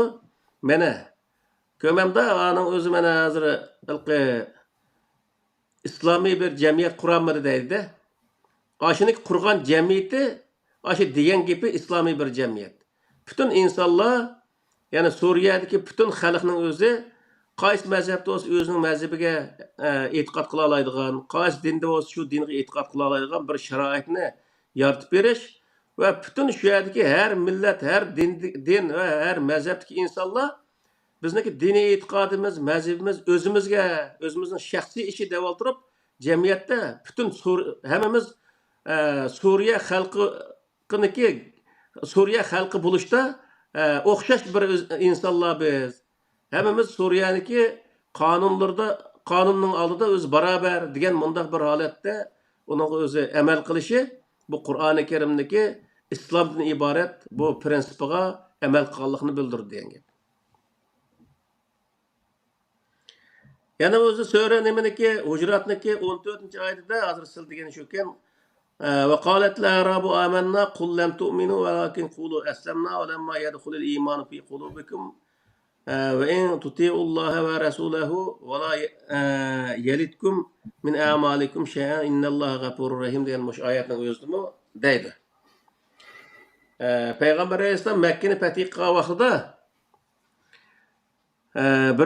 bir qism sirtdagi saroliq o'zi arab qabilalar bizmi iymon keltirdik degan vaqtda sizlar iymon keltirdik demanglar, sizlar aslamna denglar degan. Bu aslamnaning bu yerda ikki xil narsasi bor.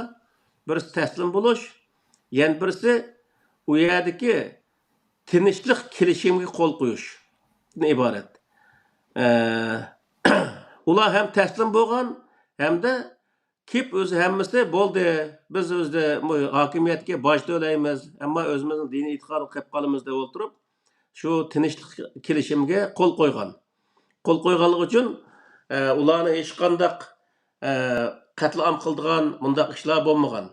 Ya'ni hammasi o'zining dinida qilib qoliqliq, hammasi bir tinch bir jamiyatda diniy sabablik bir-biriga dushman bo'lmaslik sharti bilan bir-birini dushman tutmaslik sharti bilan yashashning o'zini qabul qilganligi uchun Alloh taolo bu yerda aslamna danglar. Yani aslamna degandan keyin biz musulmon bo'ldik degan ma'noni bildirib bitiribdi. Musulmon bo'ldik degan so'z nima bo'lsa, yani tinch bir jamiyatning tinch bo'lishiga biz hassa qo'shdik, uning yoki qo'l qo'ydik degan bundaq o'zi jiq ma'noni bildirdi.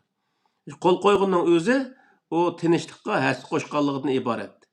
Shuning uchun bu yerda o garchi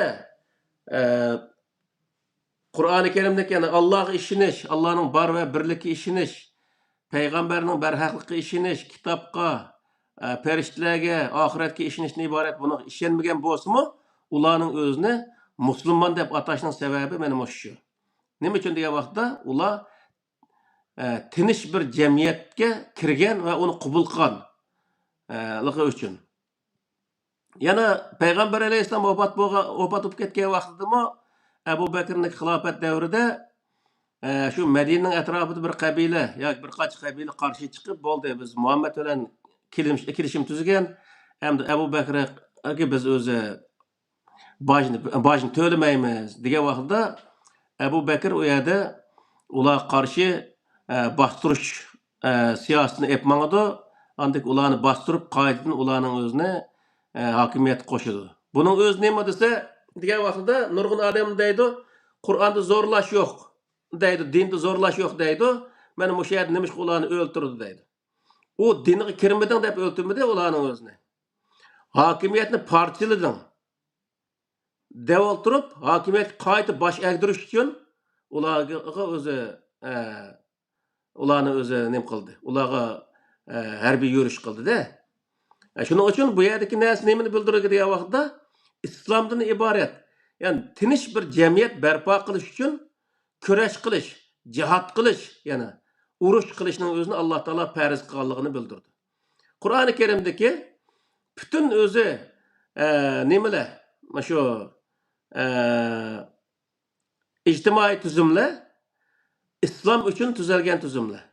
Islom degani jamiyatning tinchligi uchun tuzilgan tuzumlar. Masalan, zina qilganlarni jazolash, o'g'rini jazolash, ashunga o'xshash bo'xtonchini jazolash, nurg'unlagan jazo haqidagi oyatlar nimani bildirdi desa, tinch bir jamiyatga buzg'unchilik qilgan, yani islomdan iborat tinchlikning o'zini buzgan insonlarni jazolash uchun belgilangan bir belgilama. Shuning uchun bu yerda nima degan vaqtda iymon uchun Qur'oni Karimda jihad qilishni farz qilmagan bo'lsa, islom uchun, islom deganning o'zini biz tushunishimiz kerak. Ya'ni tinch bir jamiyat qurish uchun kurash qilishni Alloh taolo desa farz qilgan. Yana hozir biz Sharq Turkistonning mustaqilligi uchun kurash qilamiz deb shunga uzun bo'ldi bu ishlarni qilyapmiz. Shuning hammasi nimani bildirdi desa, Sharqiy Turkiston iborat o'sha tuproqning o'zida xalqimiz tinch yashaydigan bir muhitning o'zini barpo qilish bu yerda. Yana bu eng oxirgi verib tinchlikdan iborat bir narsaning o'zini vujudga chiqarishni maqsad qiladi. Shuning uchun bu yerdagi narsa nima degan vaqtda islom kurashga ehtiyojli. Davomli kurash qilindi islom uchun. Tinch bir jamiyat barpo qilish uchun degan gap.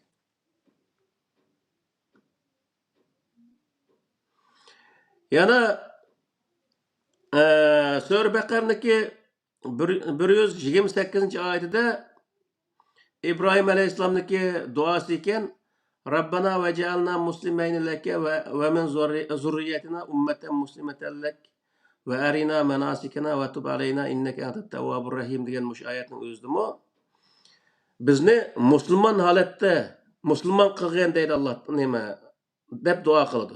Bizniki avlodlarimizning o'zini bir musulmon ummat qilsang deydi. Bu nima degan bo'ldi desa, musulmon ummat deganning o'zi Xudoni o'zi bir deb to'naydigan deganli ma'noni bildirmaydi. İnsaniyat uchun, insoniyatning tinchligi, tinch yashashi uchun muhit hozirlaydigan, tinchlik uchun kurash qiladigan bir ummat qilib o'zi qilsang.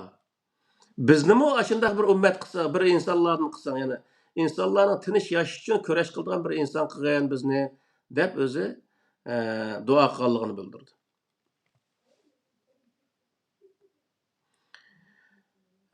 Yani ma'u nimaning o'zidimi Nasr surasimi iza jaa nasrullahi wal fathu wa ra'aytan nas yadkhuluna fi dinillahi afwaja fasabbih bihamdi rabbika wastaghfirhu innahu kana tawwaba degan mush oyatning o'zidimi Payg'ambar alayhissalom 8-yili Makkani fath qilgan vaqtida atrofidagi nurg'un qabilalar to'p bilan mushu o'zi kelishimga qo'l qo'yish uchun kelganligini bildirdi bu oyat. Bu yerda hammamiz pidinillahi deganning o'zi Allohning diniga kirish uchun ular keladi desa, ular hammasi iymon etib kelgan degandek ashunday ma'noda tushunish bo'lgan. Bu yerda din degan nima desa, din islom. İslamni Alloh taolo din deydi. Qur'on nimadan bog'u? El yevme ekmeltu lekum dinakum ve etmemtu aleykum ni'mati ve raditu lekumul islame dina. İslamni din qilganligimga, ya'ni islomning prinsiplarining o'zini, islomdagi ko'rsatilgan narsalarning o'zini insonlar mangdigan yo'l, mana mush bo'yicha mangsa insonlar to'g'ri yo'lda mangan bo'ladi deb, ashning o'zini insonlarga din qilib berganligimga mancho rozi bo'ldim deb Alloh taolo ashar shuni bayon qildi. Müşahedimi Pidinillahi degandan nimani bildirdisi? Hammasi la ilaha illalloh deb Allohni tu'nib kirdi deganligini bildirmaydi. Hammasi shu kelishimga qo'l qo'yib, bo'ldi bundan keyin tinch yashaymiz deb kirganligini bildirdi. Albatta uning ichida bir qism insonlar ham iymon etib mo'min bo'lgan insonlarmi bor. Hamda uni hammasi o'zi hech birisi iymon keltirgan emas deb unda qaramaymiz. Ammo uning ichida iymon keltirganlar ham bor. Va lekin ko'pinchisi iymon keltirmasdan o'zining e'tiqodini qilib qilib, mush tinch bir jamiyatning o'zida shu davlatniki tinchlikdan iborat shu prinsiplarga amal qilgan asosda biz yashaymiz deb kelganligini bildirdi. Uning uchun ularniki asos qismi, ya'ni 199% desak bo'ldi, boj to'lashga ma'qul bo'lib, o'zining diniy e'tiqodini qilib qilish sharti bilan boj to'lashga ma'qul bo'lib, shuni bilan qaytadi. Ya'ni yig'ib aytgan vaqtida iymon asosan islomniki birinchi ochquchi bo'lib hisoblanadi. Qanday degan vaqtda Allohni yaxshi tanigan inson butun insonlar Allohning oldida barobarga degan iborat bunday bir tushunchaga ega bo'la oladi. U barobarlik islomniki asosiy prinsipi qilib belgilangan. Qonun oldida, adolat oldida barobar barliq insonlar barobar yashashdan iborat bir muhitni paydo qilish, yaratish bu o'zi insonlarniki eng cho'ng orzusi. Buning uchun kurashgan insonlarni Alloh taolo musulmon deb qaragan. Shu Qur'oni Karimdagi asosiy prinsiplar, maqsadlar nima degan vaqtda bilimlik, adil, barobar bir jamiyat qurish Qur'oni Karimdagi eng asosiy prinsipi. İslam degan mana shu islomiy jamiyat deb ataymiz buni. Mana shuning o'zini bildirdi.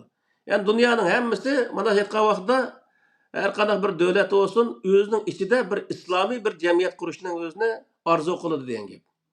Ya'ni tinch bir jamiyat qurish har bir davlatniki fuqarosidan tortib to'badagi odamlarga bag'ishlik hammasiniki o'rtaq orzusi bo'ladi.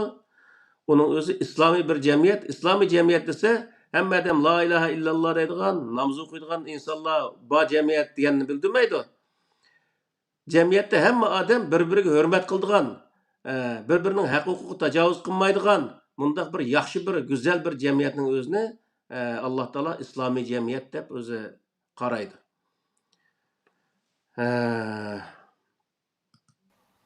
İnşallah bizga Alloh shunday bir islomiy jamiyatni qurish uchun kurash qilishni nasib qilsin. Amin. Oxirgi mazmunlarda o'tirib qo'yilgan nimaga qarasa, Muaviya bilan Yezid tarafda turib, Ali tarafga qarshi kurashlarda yer olgan sahobalarning bo'lishimi, ya'ni iymon nuqtasidan qarshi insonlar bilan urush qilishga sabab bo'lib qilishidimi, ashadagi masalaning din emas, balki tuzum ekanligini muqarrarlashtirishga bo'ldi ekan undaqda. Albatta. Biz hozirga qadar islom tarixi yoki sahobalar tarixini o'qigan vaqtimizda ashuni fitna urushi bo'lgan deb boshqa izohatlar bilan tushuntirib keldi-da. Hozirgi tushunishdan qaragan vaqtimizda asli masalaning din masalasi emas, ya'ni e'tiqod masala emas, balki shu zamonni, ya'ni jamiyatni tinchlantirish uchun taktika, siyosat va yoki usul, choralar haqidagi talash tortishgan deganga biroz mayil bo'ldik hozir shu tushunchadan. Shuning nimasini oldim men. To'g'ri.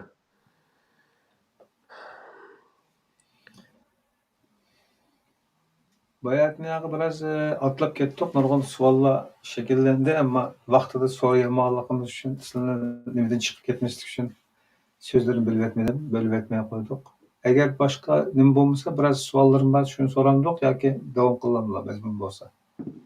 Bo'ldimi o'sha endi yana hozir kirib ketsak, yomon uzoq ketadi. Ashtadek turdi.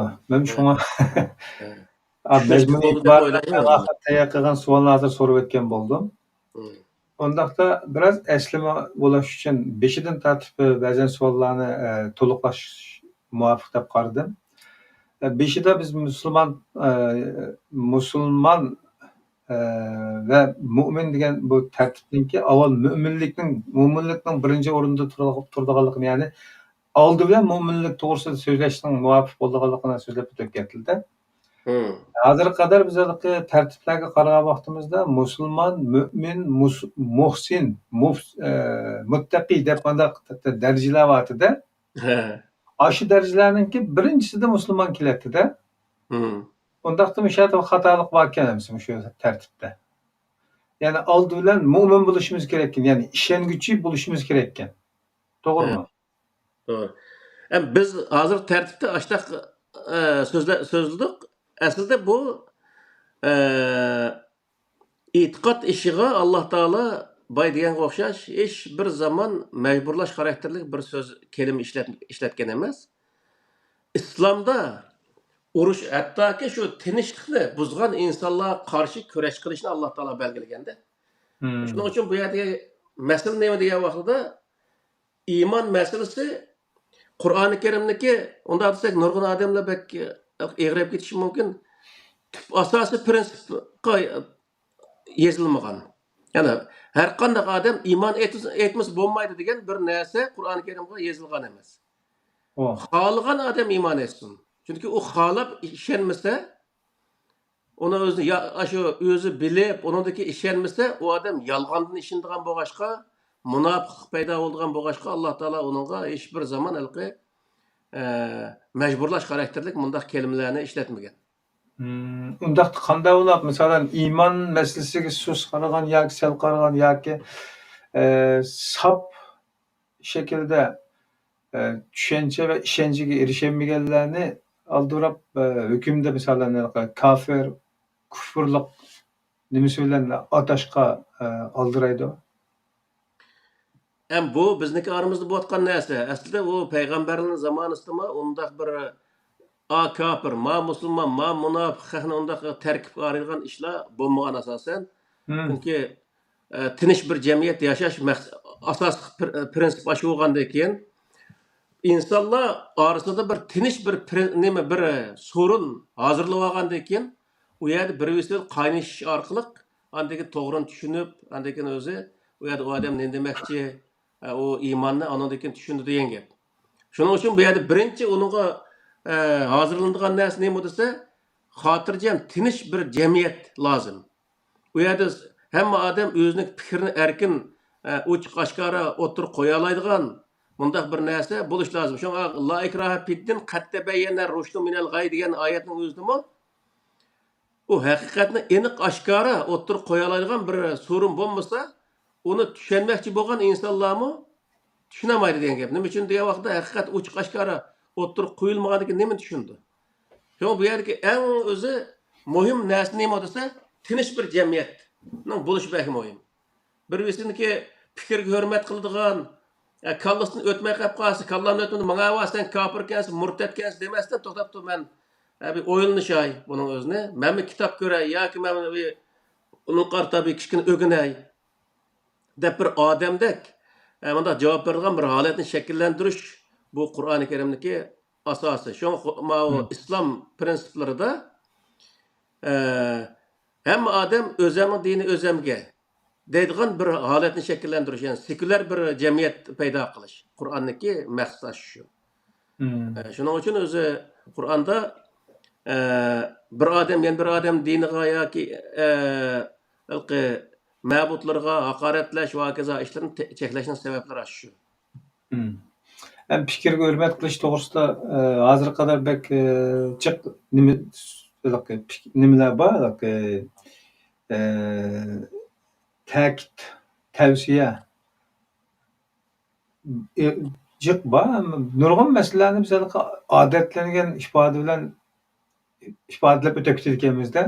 Asli har insonning fikriga hurmat qilish to'g'ri kelsa, u fikr ixtiloflari, ya'ni fikr o'xshamasligi tufayli u fikrga hurmat, bu fikrga hurmat shaklda bo'lgan vaqtida aslidagi fikrning nima, qaysisining to'g'ri yoki qaysi to'g'ri bir fikr bo'lganligini bilmak ta'sir bo'ldi ekanda.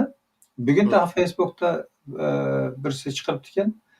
Fikrga emas, fikr qilish, huquqiga hurmat qilish kerak degan bir gapni ta'kidlabdi, mening kallamdan o'tdi. Umi to'g'ri, fikr qilish huquqiga hurmat qilgandan keyin, andan keyin o'zi odam fikr qiladi. Fikr qilgandan keyin agar u fikrga hurmat qilmasa, fikr qilish huquqiga yana hurmat qilmagan bo'ladi. Shuning uchun bu yerda nima desa, bir odam fikr qilgan vaqtida kallasidan o'tgan yerigacha men ma so'zing to'g'ri his qildim, lekin uni qog'inning o'zini kallasida aytdi, uni bermay, sening ma gapingni men qabul qildim, ma'ya kelishlik, ma'ni o'zini qabul qilmadim, qilmayman, buni deyishga hech qanday hojat yo'q. Demak, anglash lozim, to'g'risini qabul qilish lozim. Arabcha bir gap bor. Xuzma saba dama kadar deydigan. To'g'risini ep xatosini tashla deydigan gapda. Bizda bor, mevzuni shaklini tashlash deb. Shunga o'xshash o'zi bir odam, yana bir odam fikr qildim deb fikrini tangmaydi bir odamchi. Shuni amal qilmasang bo'lmaydi, meniki to'g'ri demsang bo'lmaydi demaydi hech kim. Unda bo'lgandan keyin kallasini o'tsa, tamam. Kallasini o'tmasa, bo'ldi, joyi qo'yib qolsin deb qo'yavergan gap. Masalan. Ammo fikr qilish haqqiga hurmat qilinmagan vaqtida qarshi tarafning fikr qilmasligiga sabab bo'lib qoldi-da. İnson bo'lish sifatimiz bilan ba'zan masalalarda Alloh uning aqliga ba'zan fikrlarni soladi. Uni agar o'ttirib qo'yishdan chekinsa, haqqi tajovuzga yoki haqqini topolmaganlik tufayli fikr qilmaydigan bo'lib qo'ysa, uningga berilgan o fikrdan biz ne'matsiz qolamizda, ya'ni yararlanmaymiz, ya'ni foydalanmaymiz. Tamam, shu mazmun e'tiborini yaxshi qo'ydik. Asli savol qaysi? Ondaqda shu tartib bo'yicha oldidan mo'minlikning keldiganligini jazmlashtirishga bo'ldi ekan. Ham bu yerda bir masala borki, islom Muhammad alayhissalom bilan boshlangandekdan bir tuyg'u borda bizda. Ama shuning uchun shu islom boshlangandan keyin biz oldidan musulmonlikni birinchi o'rin qo'ydigan, anandan keyin mo'min muhsin deb mana tartiblarni o'tirib qo'yib oldik ekanmiz. Aslida Adem Aleyhisselam'dan tartib başlangan bir dinken bu, bir sızıqda üzülmey kelgan. Elbette. Şu noktadan qaragan vaqtimizda mu'minlik musulmonlikdan burun keldi ekan zaten. Hem musulmonlikning babida qayta so'rildi. Chunki musulmon biz hozir qadar dining nimasi islom, men musulmon deymiz. Amaliyotda biz mu'min, ya'ni Alloh ishongan bo'lganligimiz uchun, ya'ni ishongüchi bo'lish ustimizda mo'min bo'ldi ekanmiz. Ammo bir o'zimiz yashagan jamiyatni, atrofimizni va o'zimizni bir tinch bir muhit barpo qilolmagichilik musulmon bo'lolmaydi ekanmiz degan xulosaga keldik ekanmiz. Buni musulmonlik temisidagi munosabat savolni so'rayman. Iymonga aloqador savolning davomida iymonning hozir qadar biz o'rgangan narslarimizda iymonning shartini 6 deb o'rgangan edik. Sizlar bayatdan nimalarda 5 deyildi. Kim qog'ini hamda qazo va qadarga ishonish degan so'zmi bizning iymonning shu shartlaridan sanalib kelgan edi. An'anaviy tushunchalarimizdagi diniy fikrlarda, manbalarda. Unda qazo qadarga ishonish Qur'onning nimasi bilan aytganda asossizmi? Qanday o'tirib chiqqan bu? Bu nihoyat yaxshi bir savol bo'ldi. Qazo va qadarga ishonish ham farz. Bu ham buni deyishimiz sabab nima degan vaqtda Qur'onning ishonishning ichida Allohga ishonish, malaikalarga ishonish, Allohning kitoblariga ishonish degandan keyin kitoblarga ishonish degan Qur'on shu kitobning ichida bor. Qur'onga ishonish degan gap. Qur'onga ishongan odam Qur'onning ichidagi qazo va qadarga ishonmayman desa Qur'onga ishongan bo'lmaydi. Bu Qur'on namozga ishonish, ro'zaga ishonish, misol yo'q. Cihatga ishonish degan hech qanday bir narsa yo'q.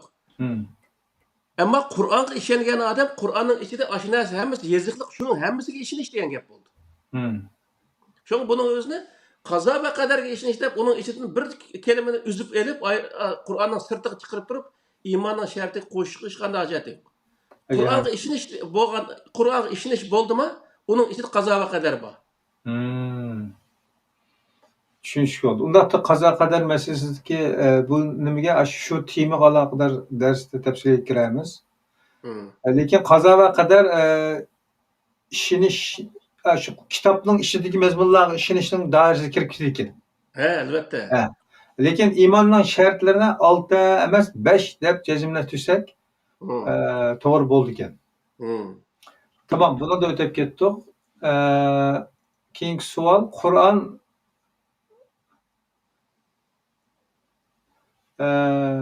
biz halqi iymonning shartlari deb iymonning 5 narsaga iymon keltirishni deb o'tilgandan keyin faqat sharti orasida birlarini inkor qilmaslik, shunaqmi, tark etmaslik degandan shart qo'yildi-da. La nima edi? La nufarriqu bayna ahadin min rusuli.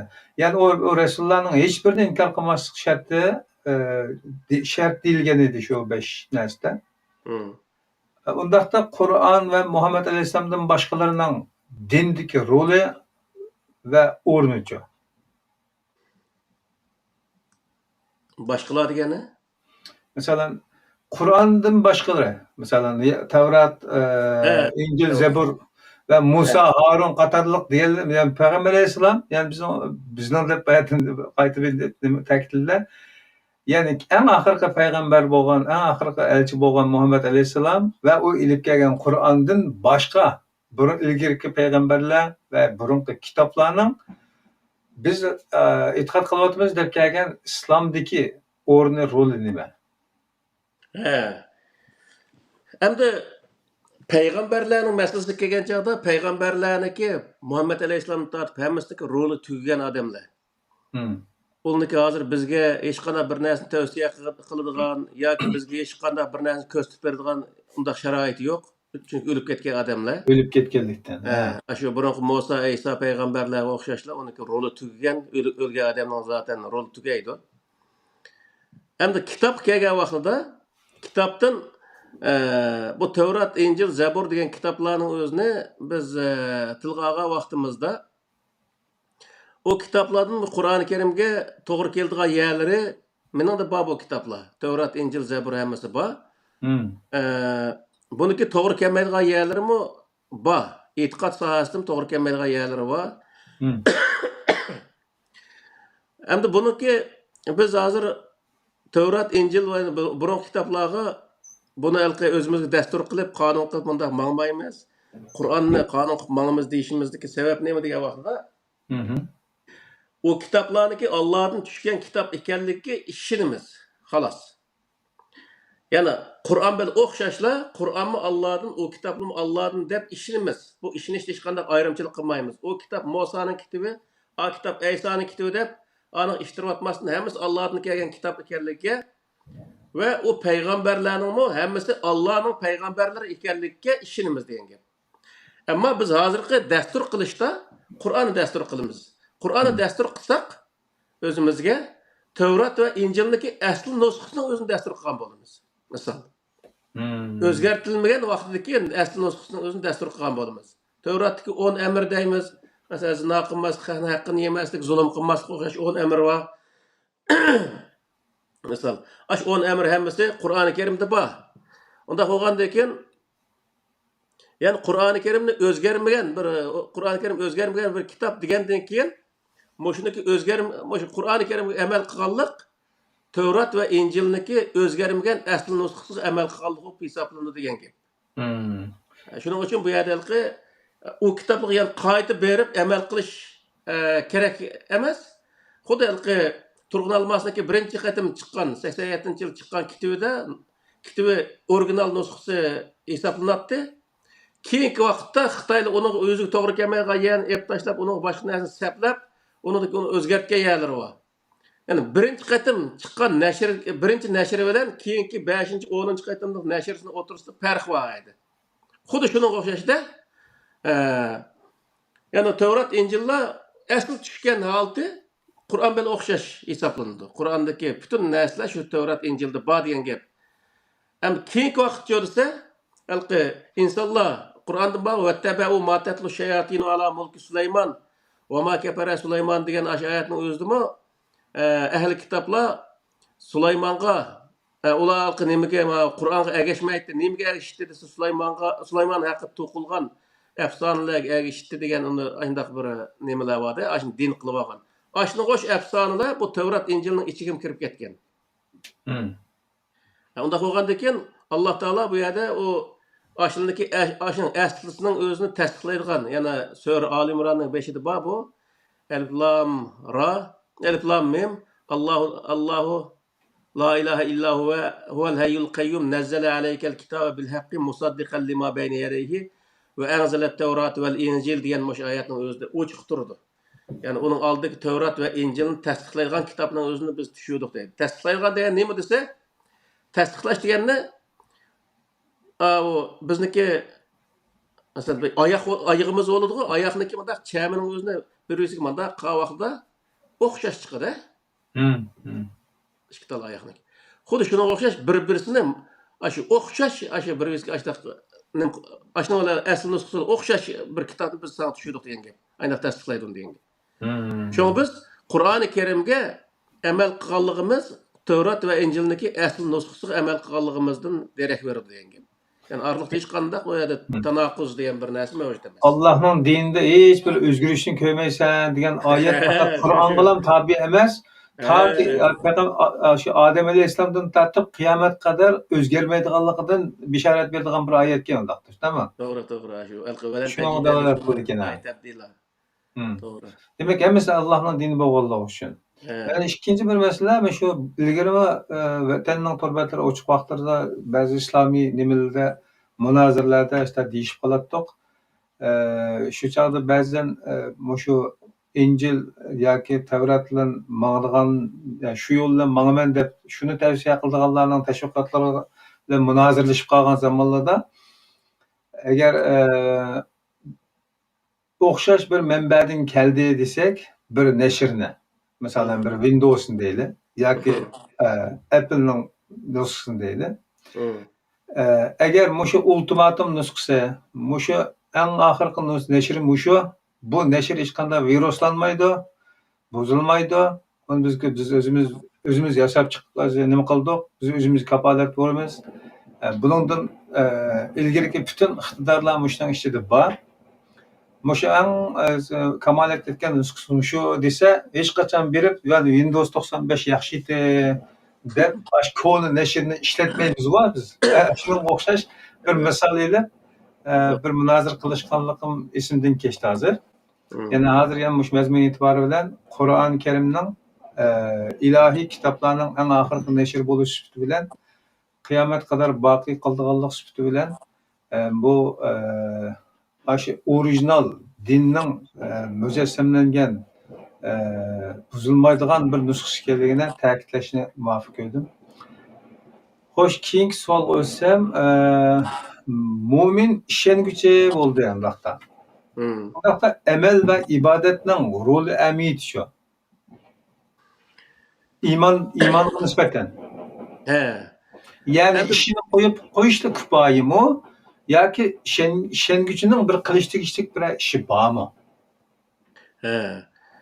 Endi bu Qur'oni Karimda misol Asr surasida vel asr innal insana lafi khusrin illa allazina amanu va amilus solihati va tawasaw bil haqqi va tawasaw bis sabr degan bir oyat bor. Onun boshqa yani Qur'onda yomon jiq bunday oyatlar.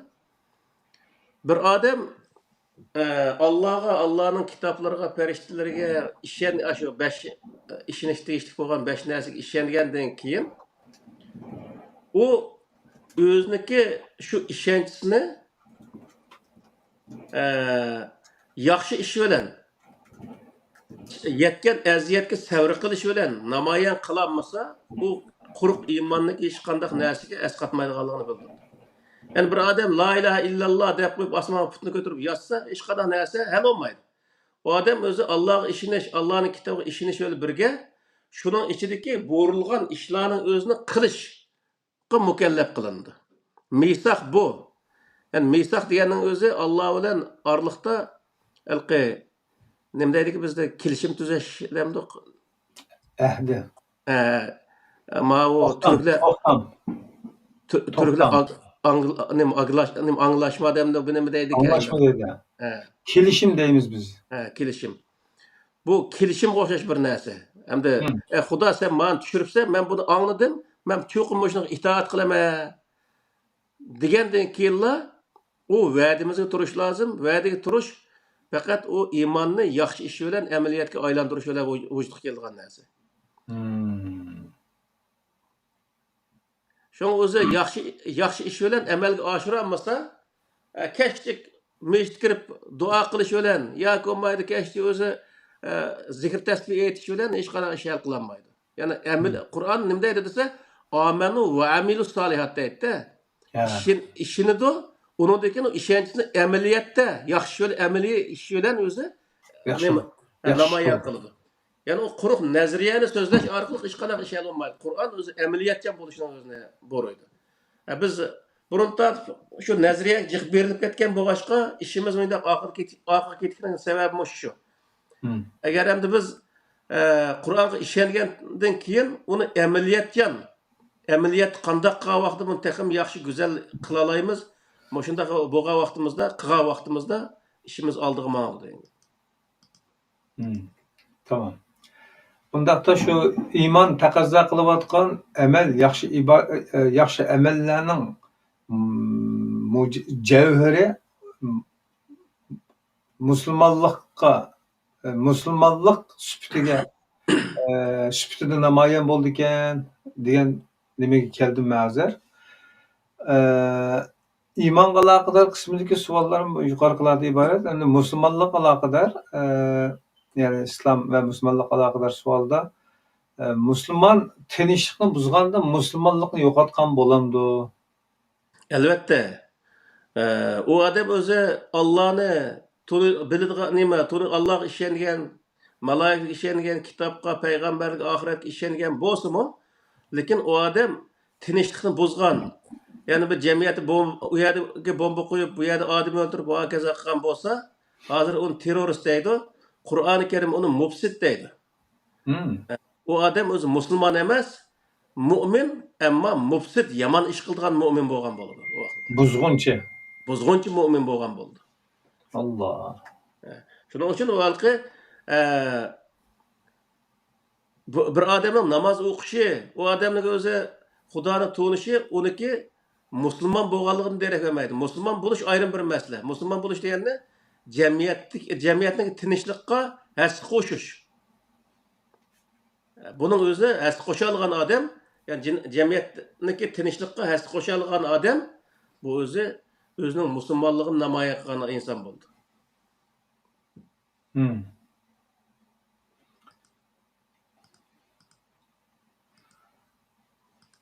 Okey. Biz burun tushunchimizda iymanga aloqador masalalarda sus qarasa, xatolashsa, hozirgi dunyodagi mana bu tuzumlarga nisbatan siyosiy xatolik. Agar ijtimoiy masalalarga aloqador xatolik o'tkazsa, nima ibodat amallarga aloqador xatolik o'tkazgan bo'lsa, buni ijtimoiy jinoyat shaklida bir hukmga ega bo'lganlikda burungi tushunchimizda. Tam desimida, ammo biraz yaqin keldi, lekin iymoniy masalalarda xatolashishga imkon yo'q ekan. Chunki oralarni bo'lib o'tmaslik sharti bor ekanda. 5 iymon keltirgan 5 narsaning birisiga keltirib, yoki 4 keltirib, birisini inkor qilish mana nimasi yo'q ekan. Hammasiga keltirish kerak ekan, shu chog'da mo'min bo'ldi ekanmiz, ishonchi bo'ldi ekanmiz. Shundaymi? Xo'sh, undaqda ko'pincha musulmonlar jamiyatining tinch va xotirjamlikka ega bo'la olmasligini, ularning loyiqida musulmon bo'la olmaganligining ifodasi deyishga bo'lamdi. Albatta bo'ldi, 100%. O Qur'onni o'qib qo'yish, iymon etib qo'yish u odamniki musulmon bo'lganligini derak bermaydi. Musulmon degan nima degan vaqtda bir rivoyat bor. El muslimu men selimel muslimune min lisanihi ve yedihi deydi. Esizlerde var mı şu rivayet? Müslüman degende başka insanlar onun tilinden ve onunki kuludan yani söz hareketlerinden özü hatırlayan Ziyonkashlikdan. bo'lgan, salomat bo'lgan insonlar u musulmon bo'la oladi. Ya'ni men bir odamga tilimda azo qilmasam, qo'limda zulm qilmasam, men musulmon bo'laman degan, jamiyatning tinchlikqa men hassa qo'shgan bo'laman degan gap bu vaqtda. Qur'on mu ashun deydi yani.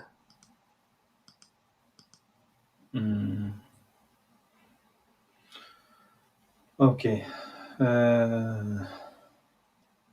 Agar undan qaraladigan bo'lsa, bir jamiyatda xotirjamlik bo'lmay qolib qolsa, u jamiyatda bu tuzumlar masalasi emas, balki shu tuzumni ijro qilguvchi insonlarning xatoligi bo'ladi ekan. Elbette. Agar islomni bir tinch jamiyat desak, tinch bo'lmagan jamiyatga insonlarni, tinch bo'lgan jamiyatga insonlarni, tinch bir jamiyat barpo qiluvchilarni musulmon deydi ekanmiz. Tinchsiz bo'lib qolgan bo'lsa, uni mo'min bo'lish mumkin yoki mo'min, ammo musulmon emas deyishimiz kerak ekan. Elbette. Mana mushu mazmun kelgan chog'da do'stlarga bir aqliga bir savol shaklida bir izdanish qo'yib qo'yish muvaffaq ko'rdik. Ya'ni agar sizlar yashayotgan bir jamiyatda o'g'ri yolg'ondan, yolg'onchilikdan, zulmdan va turli azob-oqibat va nohaqchilik qatorliqlardan emin holatda xotirjam uxlayolmaydigan, mashinada o'tirib turib ayolinglarni do'konga siz kirib elib chiqqanlar deyolmaydigan bir jamiyat yashayotgan bo'lsanglar, do'stlar, Qur'on manbalik din tushunchasidan qaragan vaqtimizda biz shu jamiyat yashayotgan insonlarning musulmon bo'lolmaganligini, komil musulmon bo'lolmaganligini dalilladik bu yerdangi darslardan. Ve o cemiyetdeki İslami bir cemiyet bo'lanmaydiganligini dalilladik. Undaqda hozirga qadar talash tortish qilayotgan mushriklarning, nasoralarning yuti davatgan shu jamiyatning jamiyatga xotirjamlik bilan o'zinglar turayotgan jamiyat xotirjamsizlikni silishtirib boqishinglar va kimning haqiqiy musulmon ekanligini qayta izlanib boqishinglarni bu yerda bir tavsiya qilib qo'ygim keldi. Keyingi savol bo'lsa, iymonning tinch bir jamiyat barpo qilishga roli yo'qmi degan bir savolni qo'yibdiman orliqda. O imandaki tinch bir jamiyat barpo qilish uchun cho'ng roli bor. Chunki bir odam Allohga ishongandan keyin butun koinotdagi Allohning maxluqlari orasida o'ziniki shu maxluqning bir parchasi ekanligini, butun maxluqlar Allohning oldida barobar ekanligini, insonlik nuqtasiga kelgan vaqtda butun insonlar orasida hech qanday farqning yo'qligi, butun insonlar barobar ekanligini his qila oladi degan gap. His qilgandan keyin u odam barobarlik uchun kurash qilgan bir inson bo'lish majburiyatida qoladi. Barobarlikni tiklash Qur'oni Karimdagi eng o'zi prinsiplarining birisi, barobarlik islomdagi asosi hisoblanadi.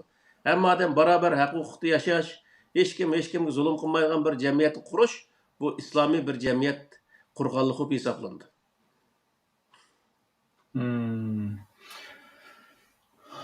Undaqda mu'minlarning mu'min deyilgan yoki ya'ni Allohga ishongan, oxiratga ishongan, Allohning kitobiga ishongan bir toplumda xotirjam bir jamiyatning barpo qilinishi uchun islomdan iborat bir tuzumning shart qilinishi yoki bo'lish zaruriyati. O zaman iymon bunga kifoya qilmaganligi uchun buni yondan majbur qilinamdi yoki qanday? İmanda zorlash bo'lmaganligi uchun jazo qo'llanishga bo'lmaydi. İmandagi shartlarda bir odam iymon etmasa, bir narsaga ishonmasa, uni majbur ishontirishga bo'lmaydi. Uningga jazo qo'llanish, bir qonun chiqarish nimalar bo'lmaydi. Uning uchun bu yetarsiz qilib qolishning sababi bu. İslamchi degan vaqtda islomda u jamiyat tartibini buzgan odamlarni jazolash huquqi bor. Qur'onda jamiyat tartibini buzgan har qanday shakldagi buzg'unchilarga uning loyiq jazo berish Qur'oni Karimda belgilangan. Unda bo'lgandan keyin islomiy bir jamiyat qurish iymonni texmbak o'zi rivojlantirishga bir yo'l ochadi degan gap. İmanның sağlam ve erkin şekilde o'ttirib chiqishi cheklimi uçurmaslık için İslam lazım ki. İslam lazım. Tinch bir jamiyat, hamma odam birisi birisniki fikrga hurmat qiladigan, mo'yindoq o'zi hamma odam o'zining fikrini o'tirib qo'ya oladigan, haqiqatni o'tirib qo'ya oladigan bir jamiyat qurgan vaqtida, u yerda haqiqat o'tirib chiqqan vaqtda insonlar uni ishonish, erkin ishonish, ishonmaslik huquqiga ega bo'la oladi. Ega bo'lgandan keyin, uni erkin ishongandan keyin u nifoq paydo bo'lmaydi. Shundoq. Okey, tamam. Din uchun emas, tuzum uchun kurash qilinadi deb xulosalardan bayotanqi sizning zotlardan qaragan vaqtimizda. Çünkü bir insanın lekum dinukum veliyden o mesela xalasan aynı devzak xalasan mana cennet mana devzak deb Allah'ın erkinlikimizi koyup verdi. Ajda boğulluq için Allah bergen erkinlikni başkalarına tartılış hakkı yok. Ama başkalarının aşı hakkı tecavüz kılmaslığı için küreş kılınış gerekken de. Elbette. Bana çokum ibadet kılsan, kılmaysan deb emas. İhtiyarlığı sen onun daxlı qilma deb qilish kerakkan kurashni. Endi bizde tarixda shu iymonligi shartlariga amal qilmagan odamlarga jazo qo'llanib kelgan. Misol bir odam iymon etgan bo'lsa, uni qo'yib etadi. Iymondan yenib olgan bo'lsa 3 kun muhlat berdi. 3 kun uchun uni tavsiya qiladi. Agar 3-chi kun yana men bo'ldi, sizniki o gapingga ishonmadim desa, uni o'ltiradigan bunday bir jazo bor. Namoz o'qimagan odamni o'ltiramiz degan bunday bir narsalar bor. Mana bu hidoyat bosh narsalar jazo degan bobda ham turdi. Ro'za tutmaganlarga jazo qo'llanishi bor. Ammo Qur'oni Karimda namoz o'qimaganlarga jazo degan bir narsa yo'q. Nima uchun degan vaqtda bu dunyoda jazo yo'q uningga. Chunki u namozni Alloh bilan o insonning o'tirishga kishi bo'lg'ashqa uniki jazosi qiyomatda bo'ladi degan gap. İmanmı Allah bilan o insonning o'tirishga kishi bo'lg'ashqa uni jazosi mukofot qiyomatda bo'ladi degan gap. Shuning uchun u Allohniki ishiga insonning aralashishiga hech qanday haqqi yo'q. Ama İslamcha degan vaqtda islom bütün insonlarniki o'rtaq arzusi, bir sog'lom, bir o'z tinch bir jamiyat barpo qilish bütün insonlarniki o'rtaq bir arzusi. Masalan, bir davlat bo'lsa, o davlatdagi bütün fuqarolar shundoq o'zi tinch bir jamiyatning qurilishiga hammasi taqozo. Hem o jamiyatni buzgan har qanday bir insonni hech kim yaxshi ko'rmaydi odatda. Shundoq bo'lgandan keyin u yerdagi jamiyatning o'zini buzgan odamlarga qarta jazo qo'llanish Qur'oni Karimda belgilangan. Bizde at sözlerimiz var bu, kaynak su iç, ko'ngil tinch deydigan. Shunga o'xshash bütün insanlık toplumida xotirjamlikni xohlaydi ekan. Buzg'unchi insonlar kichik vaqtlarimizda boshqalarni yig'iltib turib o'zi xo'shal bo'ladigan bir tabiat bo'ldi-ku, ba'zan insonlarda xurchiq bir narsa aralashib qolgan insonlarda yoki shayton biroz tepib ketgan insonlarda shunday bo'ldi ekan.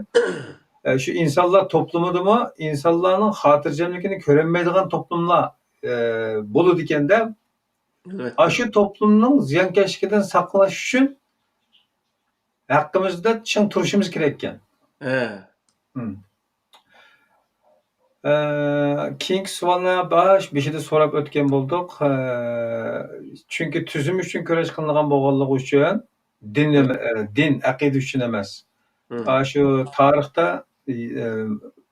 tarixda ikki tarafdami har ikki tarafda azanning ovozini anglab turib, yani bir-birisiga qurolliq kurash qilib, bir qonliq kurashlarning qilganligini Yazidning zamonida bo'lsin, Muaviyaning zamonida bo'lsin, sahobalarning davridami yuz berganligini biz anglab o'tdik, ko'rgan bo'ldik. Bugungi kunlikda ham shunday bo'layotdi. Demak, bu yerdagi xatolik biz din uchun deb kurash qilayotganlarning aslida din nomidan dinni suiiste'mol qilganligini, insonlarni qo'zg'atgan kuchi bo'lganligi uchun uni suiiste'mol qilayotganligi ma'lum bo'ladi. Lekin aslida bo'linishtiruvchi hech narsa nima desa, aşağıdaki tüzüm barpo qilish haqidagi talash tortish aloqador nima ekan bu? Ya'ni huquq ko'rish ekan. To'g'ri. Tamam, mening savollarim asosan o'sha tugidi. Ko'p rahmat. Agar nima bo'lsa bir xulosa qilib bersalar tak yaxshi bo'ladi. Xulos qilgan vaqtida iymon insonlar uni bilish va uningga to'g'ri o'zi amal qilish nihoyat muhim bo'lgan bir narsa. Ammo uningga Qur'oni Karimda zo'rlash haqida hech qanday o'zi bir prinsip yoki bir qonun yoki bir buyruq yo'q.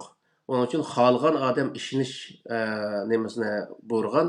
Chunki xohlab ishonmasa inson u yerda nifoq paydo bo'ldi insonning qalbida. Hem İslam degan vaqtda islom bir tinch jamiyatni bildirdi. Hem bu yerda iymon bilan islomning o'rtasidagi munosabatga kelgan vaqtda bir odam Allohni yaxshi tunigan bo'lsa, Allohniki o'z kitoblari vaqtida hammani o'zi yaxshi tunigan bo'lsa, o odam islom uchun as qo'sha oladi. Yani bütün peygamberler bayatın birisi okuyan ayet mi şu? Ve vessa bihi İbrahim degan aşı ayetin özünde İbrahim, Yakup özüneki ballarga Fela temutunna illa ve entum muslimun deb nasihat qiladi. Sizlar musulmon bo'lgan holatda o'linglar. Musulmon bo'lgan holatda degani nima degan bo'ldi desa, jamiyatniki dunyoda insoniyat jamiyatida bir tinch bir jamiyat qurish uchun has qo'shgan holatda o'linglar degan ma'noni bildirgan narsa. Yani la ilahe illallah deb qo'yib o'linglar degan ma'noni bildirmaydi bu. Yani o o'zi mu'min bo'lgan insonlar ham mu'min bo'lishining sirtida hem insaniyat cemiyetinde bir tinch bir cemiyet berpa qilish uchun kurash qilib o'lishning o'zini Qur'oni Karim buning o'zini buyuruydi. Bu iymon keltirgan odamlarda bundoq ruh ham bo'ladi. Ammo bu yerdagi aralashtirmaslik kerak bo'lgan narsa nima degan vaqtda iymon aytmagan odamlarning o'zini haqoratlash yoki bo'lmaydi iymondan yenib olganlarni kirmaganlarni jazolashga o'xshash bundoq bir tuzumlarni to'xtatish Qur'oni Karimda aslo mavjud emas. Bundoq narsalarning o'zini Qur'onda anda jazo va manda jazo va deyish butunlay yolg'on. Yig'ib aytgan vaqtda iymon Alloh bilan insonni o'rtasidagi ish, islom insoniyat jamiyatidagi bir tinch bir jamiyat barpo qilishdan iborat bir narsa. Unda ikki narsa bo'lganligi uchun islomga, ya'ni tinch bir jamiyatga buzg'unchilik qilgan odamlar jazolandi. İnsanlar tarafidan jazolandi. Endi agar iymon keltirgan odamlar bo'lsa, insonlar tarafından jazolanmaydi. O odamlar qiyomat kunsi Allohning oldida jazolanadi. Chunki Alloh bilan o insonning o'rtasidagi ish yo'g'ashqa iymon. Buni shunday tushunib olsak bo'ldi. Ko'p rahmat. Shu kofirlik va kuffarlik haq oldida agar bir pashining qontig'i arzisa edi, Alloh ularga bir tinim suv bermaydi degan oyat bor-ku. Albatta. Agar mushuning yana bir yuzini ko'rsak, yana bir dollarning oldiki yuzini ko'rgandek. Agar musulmon va mo'minlik Allohning nazarida pashining qontig'i arzisaydi, hech bir musulmon zulm ko'rmagan bo'ladi. To'g'rimi? Albatta. Masalan, dunyoda xorliq chiqmagan bo'ladi. Ya'ni Allohning nazarida biz yani hech nimaga arzimaymiz asli. To'g'ri. Fakat Allah rahim qilib dünya yarattı, ne'matlarni berdi, ato qildi, erkinlikni berdi. Yani tefekkür qilishlar uchun nurg'unlagan jipuchi bor haqiqatan mazmun chishilib ketmas uchun men so'zimni yig'ay. Ko'p rahmat. Bugungi tema biroz uzroq kutib qoldi, yana 2 soatga yaqinlab qolibdi. Kelar programmada ko'rishlar. Bo'ldi. Kelar qatam programmaning o'zi shariat haqida to'xtalamiz. Xudoyim bo'lsa. Güzel. Üç mesele bir-birine münasebetli bo'lganligi uchun shariatni tugutib o'taylik, shundan keyin qolgan boshqa narsaga o'tamiz. Tamam, ma'qul. Aman bo'lsin sen, ma'qul rahmat. Muhtaram do'stlar, bugungi program bu yerga qadar bo'ldi. Bu programni tafsiliy ko'rgandan keyin o'zinglarning qanday musulmon ekanligini, hammalarni biz musulmonmikanmiz, nima ekanmiz? İbadet qilayotgan, ishlayotgan narsalarimiz nima ekan degan savollarga qayta nazar solib boqishinglarni so'raymiz. Umid qilamiz. Ham tavsiya qilib qo'yinglar do'stlarga, chunki o'rtaq